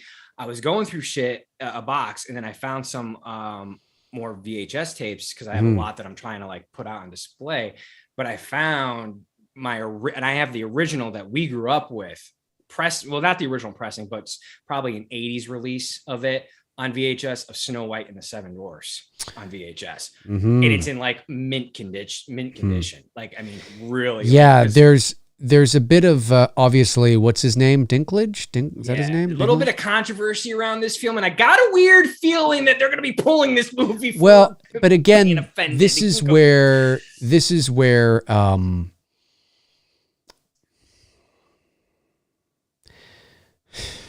Do you ever find yourself just shaking your head at society every day? Every day. Every day it's something new. I'm like, can we get any dumber? Nope, we're getting dumber. Whether I'm scrolling Twitter I'll just be like, and the reason why I do that is because, again, I know I sound like a broken record. Well, I'll sound like a broken record for those who've been following me for a while. But for those of you that have been following me for any length of time, like a few years now, you know that one of the things I've been saying that scares me, and you're starting to see it more and more now, and I've been saying it for several years, is the war on context and nuance. There is this, and again, I always say, not that, context should be used as, it shouldn't be used as a crutch and an excuse to be able to say whatever you want and then cry context, context, context. I'm just saying, we all know when something is taken out of context and when it isn't. But I've been saying that for a long time. And, I find myself shaking my head more and more and more at so much of the That's why I'm saying, dude, mark my words. They're gonna pull because of what he started with, the whole, because it's got the word dwarves in there. Well, and which is what the movie title is called. But it's not Snow White makes fun of seven little people. No, I know that. These dwarfs were also, I don't see them as, and I'm talking about the characters, it's a fantasy. It's a magical land. It's like the dwarves in Lord of the Rings, or the Ewoks in Star Wars, is the Lord of the Rings the same as the Hobbit? Because I haven't seen those. Yes, yeah. Okay. Well, it's the same universe or whatever. I haven't seen the Hobbit films either, but I sit there and I think to myself, here's an opportunity, actually, if they were going to play it with real actors and not CG them, you have an opportunity to actually cast 7 small actors and give them 7 jobs. Proper term, little people. I don't know what it is. I don't know what it is anymore. I don't know. Sorry if I'm wrong. I don't know anymore these days. I don't know. It's difficult to keep up. It changes. But you have an opportunity to cast 7 smaller actors, right? And give those 7 actors 7 jobs. Now, what I think could be the problem, and listen, if you want to, it's about balance, right? It's about a little bit of give and take. Okay, so let's say instead of making some of the dwarves,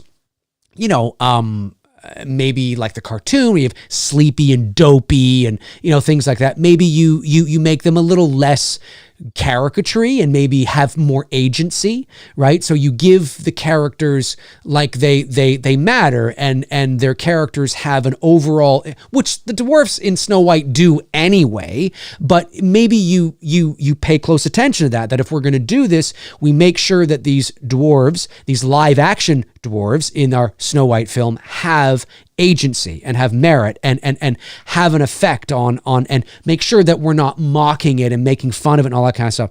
And I would like to think that we live in a society where even people of shorter stature who would be considered in that category would be like, this is great. Like, here's an opportunity for, it's, and I understand what Dinklage, I think his name is, I understand what he's saying. He's chosen the path, and I respect that, to choose a path to play roles where his height doesn't matter. And I mean, obviously when you see him, you cannot help but, think, of his height. Sure, of course. But then you get lost in the character, and he's playing a role that a totally 6-foot person could play. And I commend that. I think that's awesome. I don't think there's anything wrong with that. I think that is a good thing, to be able to cast him in roles where he just so happens to be small, but it could be played by somebody my height or your height or, whoever else height, but it's played by somebody who's this. I think that's great. But I don't think we should be able, again, nuance, right? I think we should understand here, well, hang on, is Disney making fun of them? Are they mocking the dwarves? Of course not. These dwarves help Snow White survive. They're a big part of the story, and it's a magical fantasy. This is my opinion. You can disagree. That's fine. That's the world we live in. You're allowed to disagree. But I think we should remember that this is a fantasy, and that this is played in fantastical. It's almost a different world, so to speak. It's a fairy tale, and we must not lose sight of that. And I think I would like to think that there are, like I said, smaller actors out there that get that. And as long as they're not being mocked or made fun of, which they weren't in the cartoon anyway, unless you look at it and go, well, you're naming one character Sleepy and Dopey. Okay, but that's not because they're small. That's just because you're giving them different personalities. It's a cartoon and you want them to be funny and silly and cute and all that kind of stuff. So you name them that, okay. It's not like you're calling one, Small Fry or, Little Dopey or, you know what I mean? It's just, that's just sort of the cute names of their characters. As far as I know, I don't know I stand to be corrected, by the way, because we do know that these Disney fairy tales come from, are based on much more darker versions of a lot of these types of things. So maybe there is something in there that I don't know. But the point I'm making is that I shake my head and I think, come on, people, we're better than this. Well, the reason why I bring this up is if you don't own a copy of it, I got a feeling that they're going to pull this movie, because I'm looking on Google search right now for Snow White and the Seven Dwarfs VHS to buy, right? If you wanted to buy it right now, there's one listed for $20,000, one listed for $10,000, one listed for $500, another one listed for $1,600, another one listed for $2,500. Snow White on VHS? Yeah, on VHS. I have Snow White on VHS somewhere. I've got a weird feeling that seeing these price hikes on, you probably could make some money off of it, because seeing these price hikes, when you see this type of thing, I got a feeling that they're gonna end up pulling this movie digitally to where you can't buy it because of the PC culture. So either what I was gonna say, if you have it, hang on to it, or if you want to make some money, you probably could sell it on eBay right now and make some money off of it, because it's going to become a hot commodity here. Because when Disney came out and said, we're going to rethink this project now. Yeah, I saw that. I was like, I got a bad feeling about this movie. Not even just this movie, but the actual, where it's that they're going to say, we feel that it doesn't represent little people, so we're going to pull it off of all the digital platforms. It wouldn't surprise me. It will not shock me if they do. And that. So you better get your hands on a copy now. It's so disappointing. I've gone from, I'm going through sort of the stages of grief. I used to, a few years ago when I saw this happening and I saw the start of all this, I used to get angry, like a lot of us, like, what the fuck, what the hell's going on? And now I just roll my eyes and I feel a sense of sadness. And I feel a sense of sadness because, if you destroy context and nuance and you paint a very black and white world, oh man, it can't be sustainable. There's no way that this is sustainable.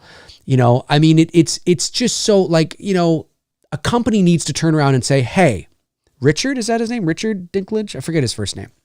Something Dinklage. Say, hey, listen, buddy, appreciate it. Understand what you're saying. We want you to know that we would never do that and this and this. Here's what we're doing. This is what's happening. It's very important. And just take a stand, man. Like as long as you are respectful, of course, we live in a world where that doesn't matter anymore because people can paint you in certain ways, but it makes me sad. It makes me sad that we are living in a world now where that context and nuance are absolutely being destroyed. And like I said, that doesn't mean it can be used as an excuse. You can just use context to say whatever you want. That's not what I mean. I mean real, genuine, context in terms of being able to say certain things within certain, parameters and do this and do that. And then, no, it doesn't matter. It's like, man, we really got to pick our battles here, because if you paint a black and white world and you remove context and nuance from everything, then nothing means anything. Nothing means anything anymore. And that's not the way. People are not going to make it. You're going to raise kids in a world where they're so used to things being black and white, 10 and 0, that once they come across something where there's gray area and there really is nuance, they're not going to know how to survive. They're going to cower in the corner in the fetal position and cry. And it's just like they won't know what to do. And maybe it sounds like I'm speaking a bit of hyperbole, but I it's crazy some of the things I see right now. It's crazy. Well, that's why I'm honestly loving, you know what I mean? Like, and you're right about that. And it's not even a shot at the younger people. It's what we've become as a whole in society. Like it's everybody. I just mean the people that are going to grow up in that world. You're right. And we're at a point where people have become so complacent. They want to rely on the government for everything and whatnot. And this is not getting political. I'm not going anywhere with that. What I'm saying is with COVID hitting my business so hard that I had to revamp my business and become a full-time real estate photographer, which was really only designed to be one part of many things that I was doing within my company, that it was just a way for me to generate extra money, that I segued into it so quickly, so fast. I get this from agents all the time. You're the only one out here who's doing the work and wants to work. No one else wants to work. Wow. You know what I mean? They want to, like I'm getting hit up constantly now on Instagram from new agents. Every time I'm posting something like, oh, I can't believe we found you because, so-and-so, she quit because she didn't want to do it anymore because of COVID, or this dude quit because of this and that and another. And I'm just like, dude, I need to work. Where do you want me to do? Where do you want me to go? I just have that old school mentality of like, I'm going to work. I'm going to work. I'm going to work and just keep working. And I'm going to figure out a way to continue to do what I love to do, which is photography. And if it means I'm taking pictures of houses for the rest of my life, then that's where my journey is now taking me to. I've gone down many roads with this career. It hasn't been just one specific thing, but it's because what I love to do. I love, interacting with people, engaging with people. And, I love taking pictures. A photo is a photo. And I don't care if it's a house or if I'm doing corporate, big company shit for Publix you don't know what Publix is. It's a grocery store. I know. Here in the South. I don't care what it is, you know what I mean? Or if I'm doing an event for fucking industrial light magic people, that's just my mentality. It's a work ethic that's been instilled to me since I was a kid, to just keep working. Don't turn down any job that comes your way. So, when I hear these agents telling me this, like, and people like, even like friends of mine, they're like, dude, I'm surprised how quickly your real estate business like boomed. And I'm like, that's because nobody's fucking working. Nobody wants to do it. I'm the only one out here like, baby, come to Papa. Yeah. I get you. I hear you. And we've become a society. This is not picking on one specific group. It's a whole. We've become lazy. I mean, that's the reality. As people, we've become lazy. It's not a shot at one group. It's everybody. No one wants to do shit anymore. Yeah. That's fine by me. I'll benefit from it. So. I just sad. I just see, there's a whole group of, well, I guess they're not going to know any better, but people that are, and I know it sounds dystopian and maybe a little melodramatic, but and again, this is, I don't care if, I say this a lot. I don't care if you're on the left. I don't care if you're on the right. Don't try to paint this as a right-left thing. I don't care. I see it from both sides. I see the left acting like absolute morons. I see the right acting like absolute fucking morons. It's everywhere. It is everywhere, which is why I go and I roll my eyes, because I've never seen it like this. I've never seen such a toxic, divided, worldwide. Yes. It's crazy. You might hear stories of crazy. Like one country at odds with each other, and you would see it in the news. And you're like, man, that's fucking crazy. Like you just said, it is everywhere. Well, and social media has you're right. Sure. And social media heightened it. Well, it's given people the false idea that their opinion matters, and a groupthink mentality. You know what I mean? So people tend to congregate with people that they only agree with. So that's the tribalism. That's the teams. They don't bother to listen to anything else, and they just.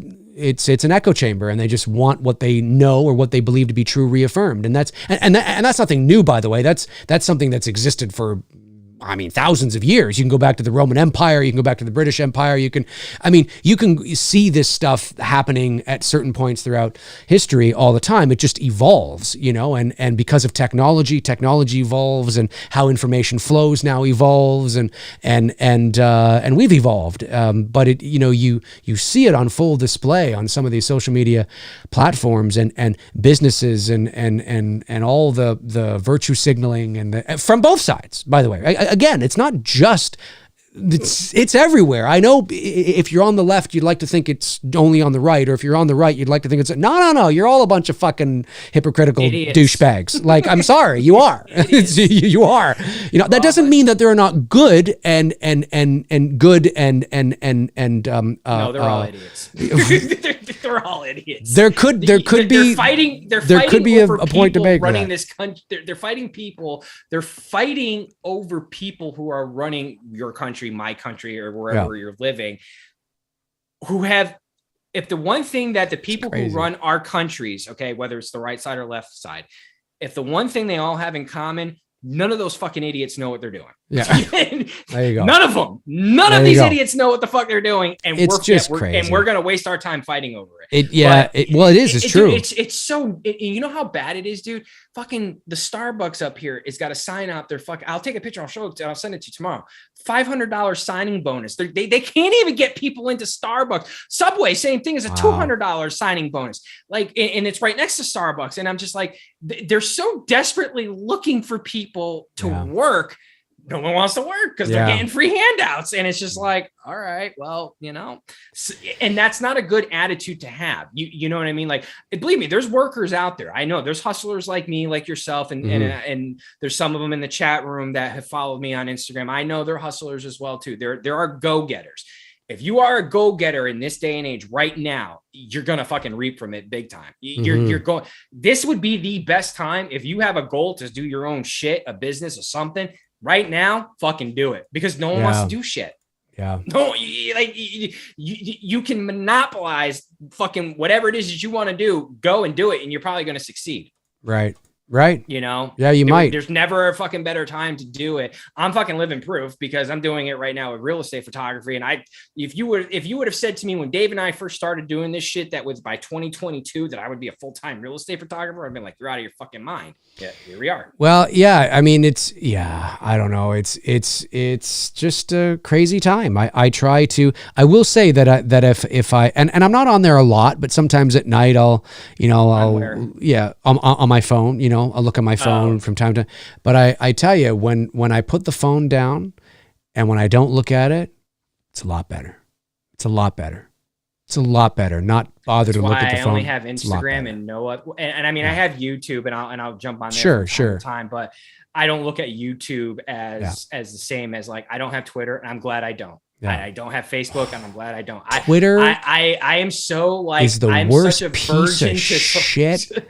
Social media. Like, I don't know what's going on. Twitter is like walking through a field of cow diarrhea and dog shit, and then finding every now and then an untouched bowl of ice cream. But it's like every 5 years you see. It's just, Twitter is so, listen, all social media can be good, but man, and then you got what Twitter has become is like, everybody has a say, right? Everybody feels emotional. Everybody has I want to say something. So what they do is that they make a tweet and then they've gotten it out. They feel better because they've put it out there. It's like it's like way back in the day when you would write in a journal or whatever it is, you would write it down and you feel better. And that's what this is. So it's like looking at 500,000 people's journal entries about how disgusted and miserable they are, or how much they hate the other side, or so and so. That's what it is. That's all Twitter's become, and it's like, holy shit, I am inundated with people's journal entries. Fucking Trump, that I'm like, what? Trump, Trudeau, Biden, and you know what's the funny thing? And this is why I say both sides of the parties, both of them are all a bunch of fucking idiots, and none of them are getting it right. Because I'll give you an example. Okay, you can go back and watch any in the early episodes. Go back and watch the early episodes of All in the Family. Right. And the dialogue that was written for Rob Reiner and is it Carol O'Connor who played Archie? Yes, I think so. Yes. Yeah. Okay. So Mike and Archie. Yeah. When you listen to shit that they're talking about, and this is the early 70s now, this is over 40 fucking years ago. And since then, our country has had Republican, Democratic leaders, both sides running the show since then. Yeah. If you listen to the fucking arguments between the two of them, it's literally the same shit that people are arguing about today.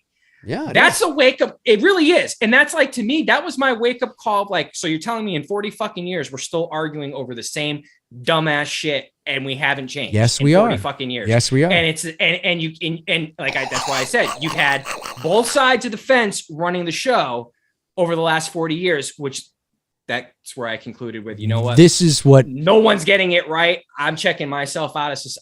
I'm done with it. This is literally what Twitter is like. Does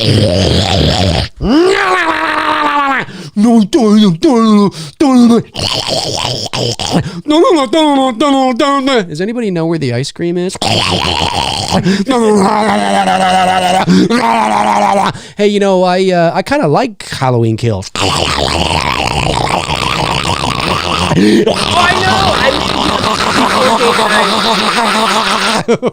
Before Dave and I went on the stream tonight, you know, I always, this goes back to like when I first started watching Friday the 13th part 2. Well, no, it started more in the mid 90s because I'll tell you why.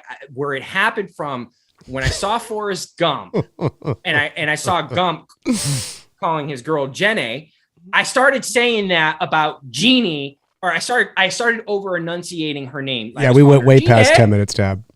Yeah, sorry, go ahead. Whatever. Anyways, I would be over enunciating her name, right? And I did this for years. You know what I mean? In front of my friends, and no one said shit. I'd be like, Jenny, Tony.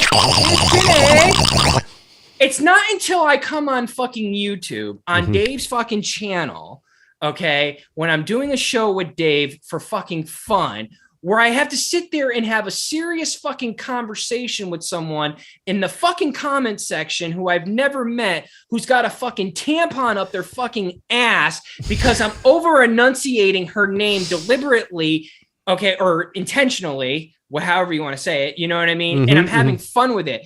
For years I would do it and no one would give a shit. But now, like you said, what social media has become and what people, you know what I mean? And just like people now are just so fucking... They're looking to fucking nitpick over the dumbest shit. And it's like, why am I even in this fucking argument with you over how I'm purposely over enunciating her name and doing it deliberately. And you're just fucking getting your panties in a bunch. Like, are we really here with society? Yes. Yes. Are. Yes. Go. I can't do it anymore. I can't have fun with it anymore. Yes. Yes. Twitter is that's what it is. I mean, there's no truer meme out there than the meme of the guy who's at his computer going, actually. Well, this wasn't even Twitter. This was on your channel. No, I know, video, but I know. But I'm months ago or years ago, whenever it was, and I'm just sitting here, I just remember, and that was the beginning of when I started to check out of communicating with people on your page. I was like, I cannot believe I'm sitting here wasting my time arguing with someone about how I over enunciated her name in one of the videos that we did, and I was doing it deliberately. Of course, I did that. I was Forrest Gumping her fucking name, her character name, and I'm just like, because in Forrest Gump, I'm just like, how am I here? Like, I'm sitting here just thinking, like, how am I here in this moment having this conversation with this person that I don't even fucking know? Because in Forrest Gump, the girl's name is Jenny. And the way Forrest Gump says it, he's like, Jenny, kind of sounds like Ginny. He's like, Jenny. Right. And I would pronounce it the same way. Right. Not always, but I would, throw it in there. And for years. No, Tony. No. Yeah, exactly. Not until I go to channel. You're wrong. In the fucking comment section, I'm getting ripped a new asshole by somebody who I don't even fucking know because they hate how I'm fucking pronouncing her name. And I'm just like, that's why if you notice tonight, I called her Amy the whole fucking stream. Of course. Well, people, I didn't want to do it because I knew if I did it, I'd be back in that conversation all over again. Do you remember when I first sprung onto the scene here a few years ago now? that I was, and I still do it from time to time, but not as much because I think people get it, although I'm getting new viewers all the time. But in the very beginning, I used to preface a lot. I used to say, well, I still do it. Generally speaking, this, I still, at the end of the day, I still say those things. And people would make fun of me. No, I do it because people out there are like, well, actually, and I'm like, well, yeah, obviously I'm speaking generally. I don't mean literally everybody, but people, again, nuance. In order to be able to get that I'm speaking generally, you have to instill nuance. And people used to think that I was being pretentious. I'm like, no, start a fucking YouTube channel, gain a bit of a following, and you'd get the, actually, people all the time. And it was my way of letting them, before they go, actually, I say, well, generally speaking, they go, okay, he's speaking generally. And it's like, yeah, I think it should go without saying, but okay, and it's like, it's crazy. It's crazy. There were so many videos early on, not even just with how I pronounce genie. You know how I went baritone on that one. Yeah. It wasn't even that. It was just there would be other words, because I have a New England accent, so sometimes my hello. I dropped New England, like in the New England area. Okay, wrong name, boom. What? No, we drop our R's, like we park the car. You know what I mean? Like, so park the car, not too far from the car. Yeah, I get it. Yeah, so like that would be, I would say stuff like that, and I could literally read your comment section, and it would be like this, dude's getting butthurt because how I would pronounce something or say words, and I'm just like, really? Like, I think it's just fascinating how, like, I will be honest with you, okay? And I say this with all due respect to anybody who's ever watched me. Let me first say this, preface by saying that literally 99% of the people that comment and watch us are fucking amazing. We know that. Yeah. People in the chat room right now, we love you. You're fucking amazing. I have never, now I can't say I've never commented on a video. Okay. Obviously I have from time to time. But in the many years that YouTube has been around, and all the channels that I've watched over the years, that I've been invested in watching, what have you, I have never felt the need to comment, to leave a comment that was nasty or arrogant or, actually, I've never felt the need to do it. Like, unless it's a genuine mistake, like saying Halloween came out in 1955. Well, that's obviously, I'd be like, oh, actually, you know what I mean? But just the amount of and that's why I sometimes say, if these people that are doing this are our age, that's fucking embarrassing. You guys should know better. You should know better. If they're 20, it's embarrassing. Well, yeah, of course. But sometimes I get the impression by how articulate some of the insults are or whatever. I'm like, if this person is 45, man, that's really ridiculous. Like, dude, who cares? Why do people spend so much time caring? I don't get it. God, just shut up and eat your popcorn, as Christopher Nelson would say. That's why I stopped. I don't engage anymore. It may come, like, I stopped when before I retired from doing horror pictures. I stopped even in the last run there. I didn't engage. I didn't respond. You can't. I rarely respond to direct messages anymore or replies to my, with exception of a couple people like Sweet Tea. Yeah. She'll well, if it's a nice comment or if it's an endearing one. Nice. There's another girl who watches us, Brooke. She follows us. Brooke Louie? No. Cody also will respond from time to time, but I don't reply often. I've really added a wall up because it's just Brooke. Brooke Scarlett. Yeah. Okay. That's it. Yeah. She pops up from time to time with a super chat on here and supports our show. But because it got so batshit crazy with your channel and doing shit, and some of the shit behind the scenes that was going down, that I was just like, that's it. Well, you can't. I'm done. It's, dude. I may come across like a dick. I don't mean to, but like, I can't have. I can't because dude, shit just. I've had people reach out to me and say that because they've defended me in the comments, or they've written a comment on somebody else's comment, not even defending me, just sort of maybe arguing something else, that they're now being accused of being me, with like another account, pretending to be somebody else. I've had people reach out to me through Facebook, through Instagram, say, look at this, and they'll like screen grab shit and they'll send me stuff. And I'm just like, just ignore it. Just fucking ignore it. So they think you're me. I don't care. And I always tell people, you'll know it's me because it'll be my account. It'll say Dave McRae. It'll have my little avatar there. I have no qualms responding to anybody over anything from my account. The issue is that I generally 99% of the time don't do it because I will not respond to something that is just stupid. Why am I going to get myself into a comment section war? I hate to break it to you guys, but I got better things to do, man. I'm almost 43 years old. Well, that's just it. We're too old for this stuff. It's pathetic. Like I'm not getting, are you crazy?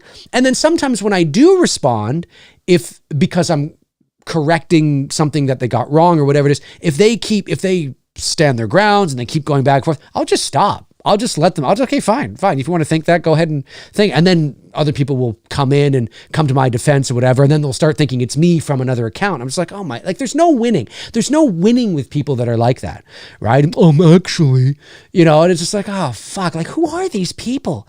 It's gross. It's like, fuck, it's crazy. It's crazy. You know what I mean? Thankfully, it doesn't happen a lot, but it does happen. It's, social media has given people a platform that allows them to think. Amy Steele is not on social media. Absolutely.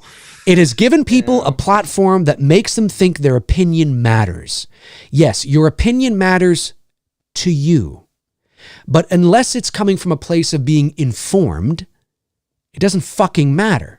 And there is a difference between an informed opinion and just a regular opinion. Usually an informed opinion comes from a place of like facts and objective measurable evidence, whereas an opinion just is based on emotion, just how you feel about something. And there's so much of that, it's like, I don't care. Like, stop yelling and screaming and just grow up. Anyways, let's end on a positive note. We've been going for almost 3 hours now. Well, on a positive it's crazy. Note, there's a super chat here too.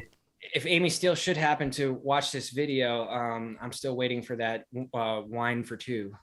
Oh, there you go.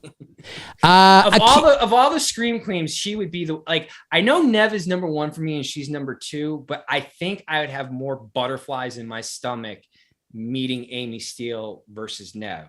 You know what I mean? Like, there you go. I think I would be chilled and right. Because I don't know, it's Nev. You know what I mean? I understand. It's Nev. But with Amy Steele, I think I would seriously, if I met her and it'd be like butterflies. It'd be like being 17 all over again. I get you. Your high school girl. Yeah, that's what it'd be like. Akeem Patterson sends in $4.99, says, can you imagine if Married with Children came out today? Oh, no. You couldn't do it. They can't. You not could like it not was do what it. we knew. Yes, you could not do it. You just couldn't do it. You couldn't do it. But anyway, I want to end on a positive note, obviously, and not get up. But Dave, sometimes you got your connections in Hollywood, so hook me up with Amy Steele. Sure, I'll get right on that. Get right on it. Right now. I'm going to actually have Amy Steele on speed dial here. 1 second here. Okay, Amy Steele. There we go. Okay, 1 second here. It's funny, if she did have social media, people would be going there from here and be like, Amy Steele, you need to go see him. She'd be like, who is this fucking idiot? Hi, Amy. Yes, it's Dave from Toronto. Yes. I just wanted to let you know that Tony Michael, that's right, that Tony Michael, he's available, and he was just wondering if you guys wanted to get together and hang out. Share some wine. She's a wine. I think she's got her own wine. Well, he's sexy. And I know it. Come on. He's sexy. He's about 5'10". Yeah, he's well, yeah. I think he will. Good old country boy. Okay. Well, hang on. Well, I could ask him. Do you want me to ask him? Okay. She wants to know if you would dress up as Jason, for intimacy reasons. I'll give her a whole new meaning to the sack. Oh, come on. Good night, everybody. Hey, 80s cheese for you right there. That right? was 80s that cheese. Is what you would, that is an 80s. That is an 80s Friday the 13th line. Is a terrific ever. That's a terrific 80s cheese. Reese Wilson sends in $7.99, says, go another 10 minutes. Another Reese, 10 are you minutes. Out of prison? Another 10 minutes. Well, that would be what? All right. We'll take this thing over 3 hours. That's a few more minutes. And then we got to go, guys. A 3-hour show. People are going to look at this and go, holy fuck, they were talking about Amy Steele's What If for 3 hours. If I want Amy Steele to have wine with me, man, she's not going to watch it for 3 hours. She's not. No, we'll just have to give her like time codes. Yeah, leave it in the comment section. Amy Steele, if you are watching this, skip the two hours of. I know. This was an epic show today. This was a good show, though. This was a good show. Talked about what we wanted to see. Obviously, we vented about life. Hey, it's two dudes and some bullshit. Vented about life and things like that, and always try to bring a balanced view to some touchy subjects, like what's going on in the world and what's happening and stuff. I never want people to and that's not me copping out. That's me actually. That's how I feel. I truly think that there's so much crap going on that sometimes we need to just take a step back and just look at things a bit more objectively. And I wish that we could do that more. And because I like Twitter and I like some of the social media platforms, but man, they are just riddled with toxicity. I like what it was initially, like what Facebook was right before I deleted Facebook. Same. It was initially intended for, not what it evolved to. Yeah, it's crazy right now. I'm having a hard time with Instagram, but like at least with Instagram, I can delegate who I follow and I share what I share. Right. I'm having so much fun doing the photos that I'm doing with the country photos, and then I have my business that's so separate that it's good enough to where I post, I go, I'm gone. You know what I mean? Like I don't need to spend my days on social media. Like, some people will argue like, well, how do you stay informed? Well, first of all, the information that we're already being given is pretty much all bullshit to begin with. So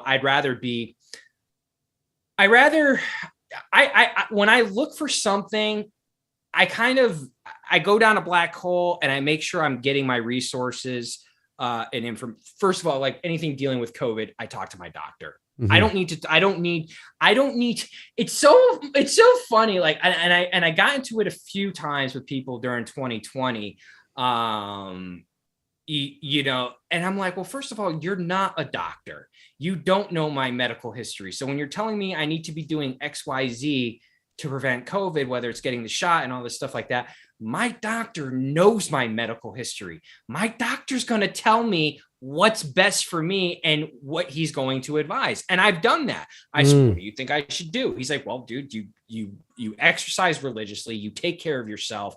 You've got more vitamins than the average person, that probably for 3 people that I take on a daily basis. Just do what you're doing. Continue to do what you're doing. He's not against the vaccination. It's not going to serve its purpose for me, but it will serve its purpose to someone else who will need it. Right. And when he told me that, or I'm sorry, crap, she, that's a bad thing to do. Well, maybe, you never know today. When she told me that, I was like, okay, then that's what I'm going to do. You're my doctor. You know my medical history. I'm going to follow your advice. And that's it. You know what I mean? But to tell people that, it's like, no, you got to do this and you got to listen to what CNN and they're telling you, they're experts and like, but these people don't know if I have any pre-existing medical conditions that might cause an adverse reaction to it. Yeah, it should always be.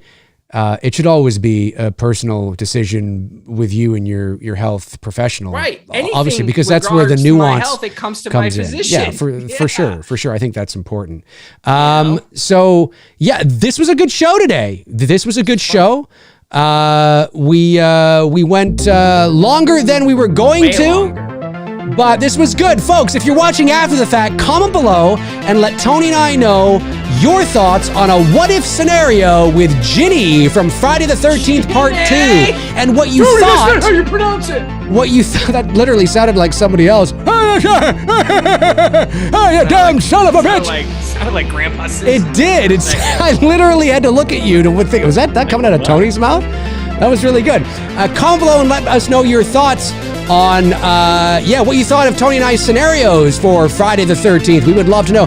Thank you to our great moderators, Frank Riker, Tabitha Short, Darren Sands, Chris Baber, all the Super Chat questions that came in today, the few non-Super Chat questions that came in as well. Really appreciate you guys. You guys are amazing. And remember,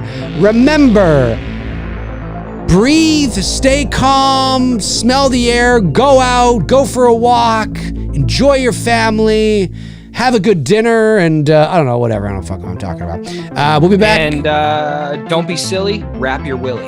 Don't be silly, rap your willy. Or you don't be silly, rap to your willy. Like sing a rap song to your... Anyway. All right. Have a great rest of your night, everybody. We'll talk to you soon. Cheers.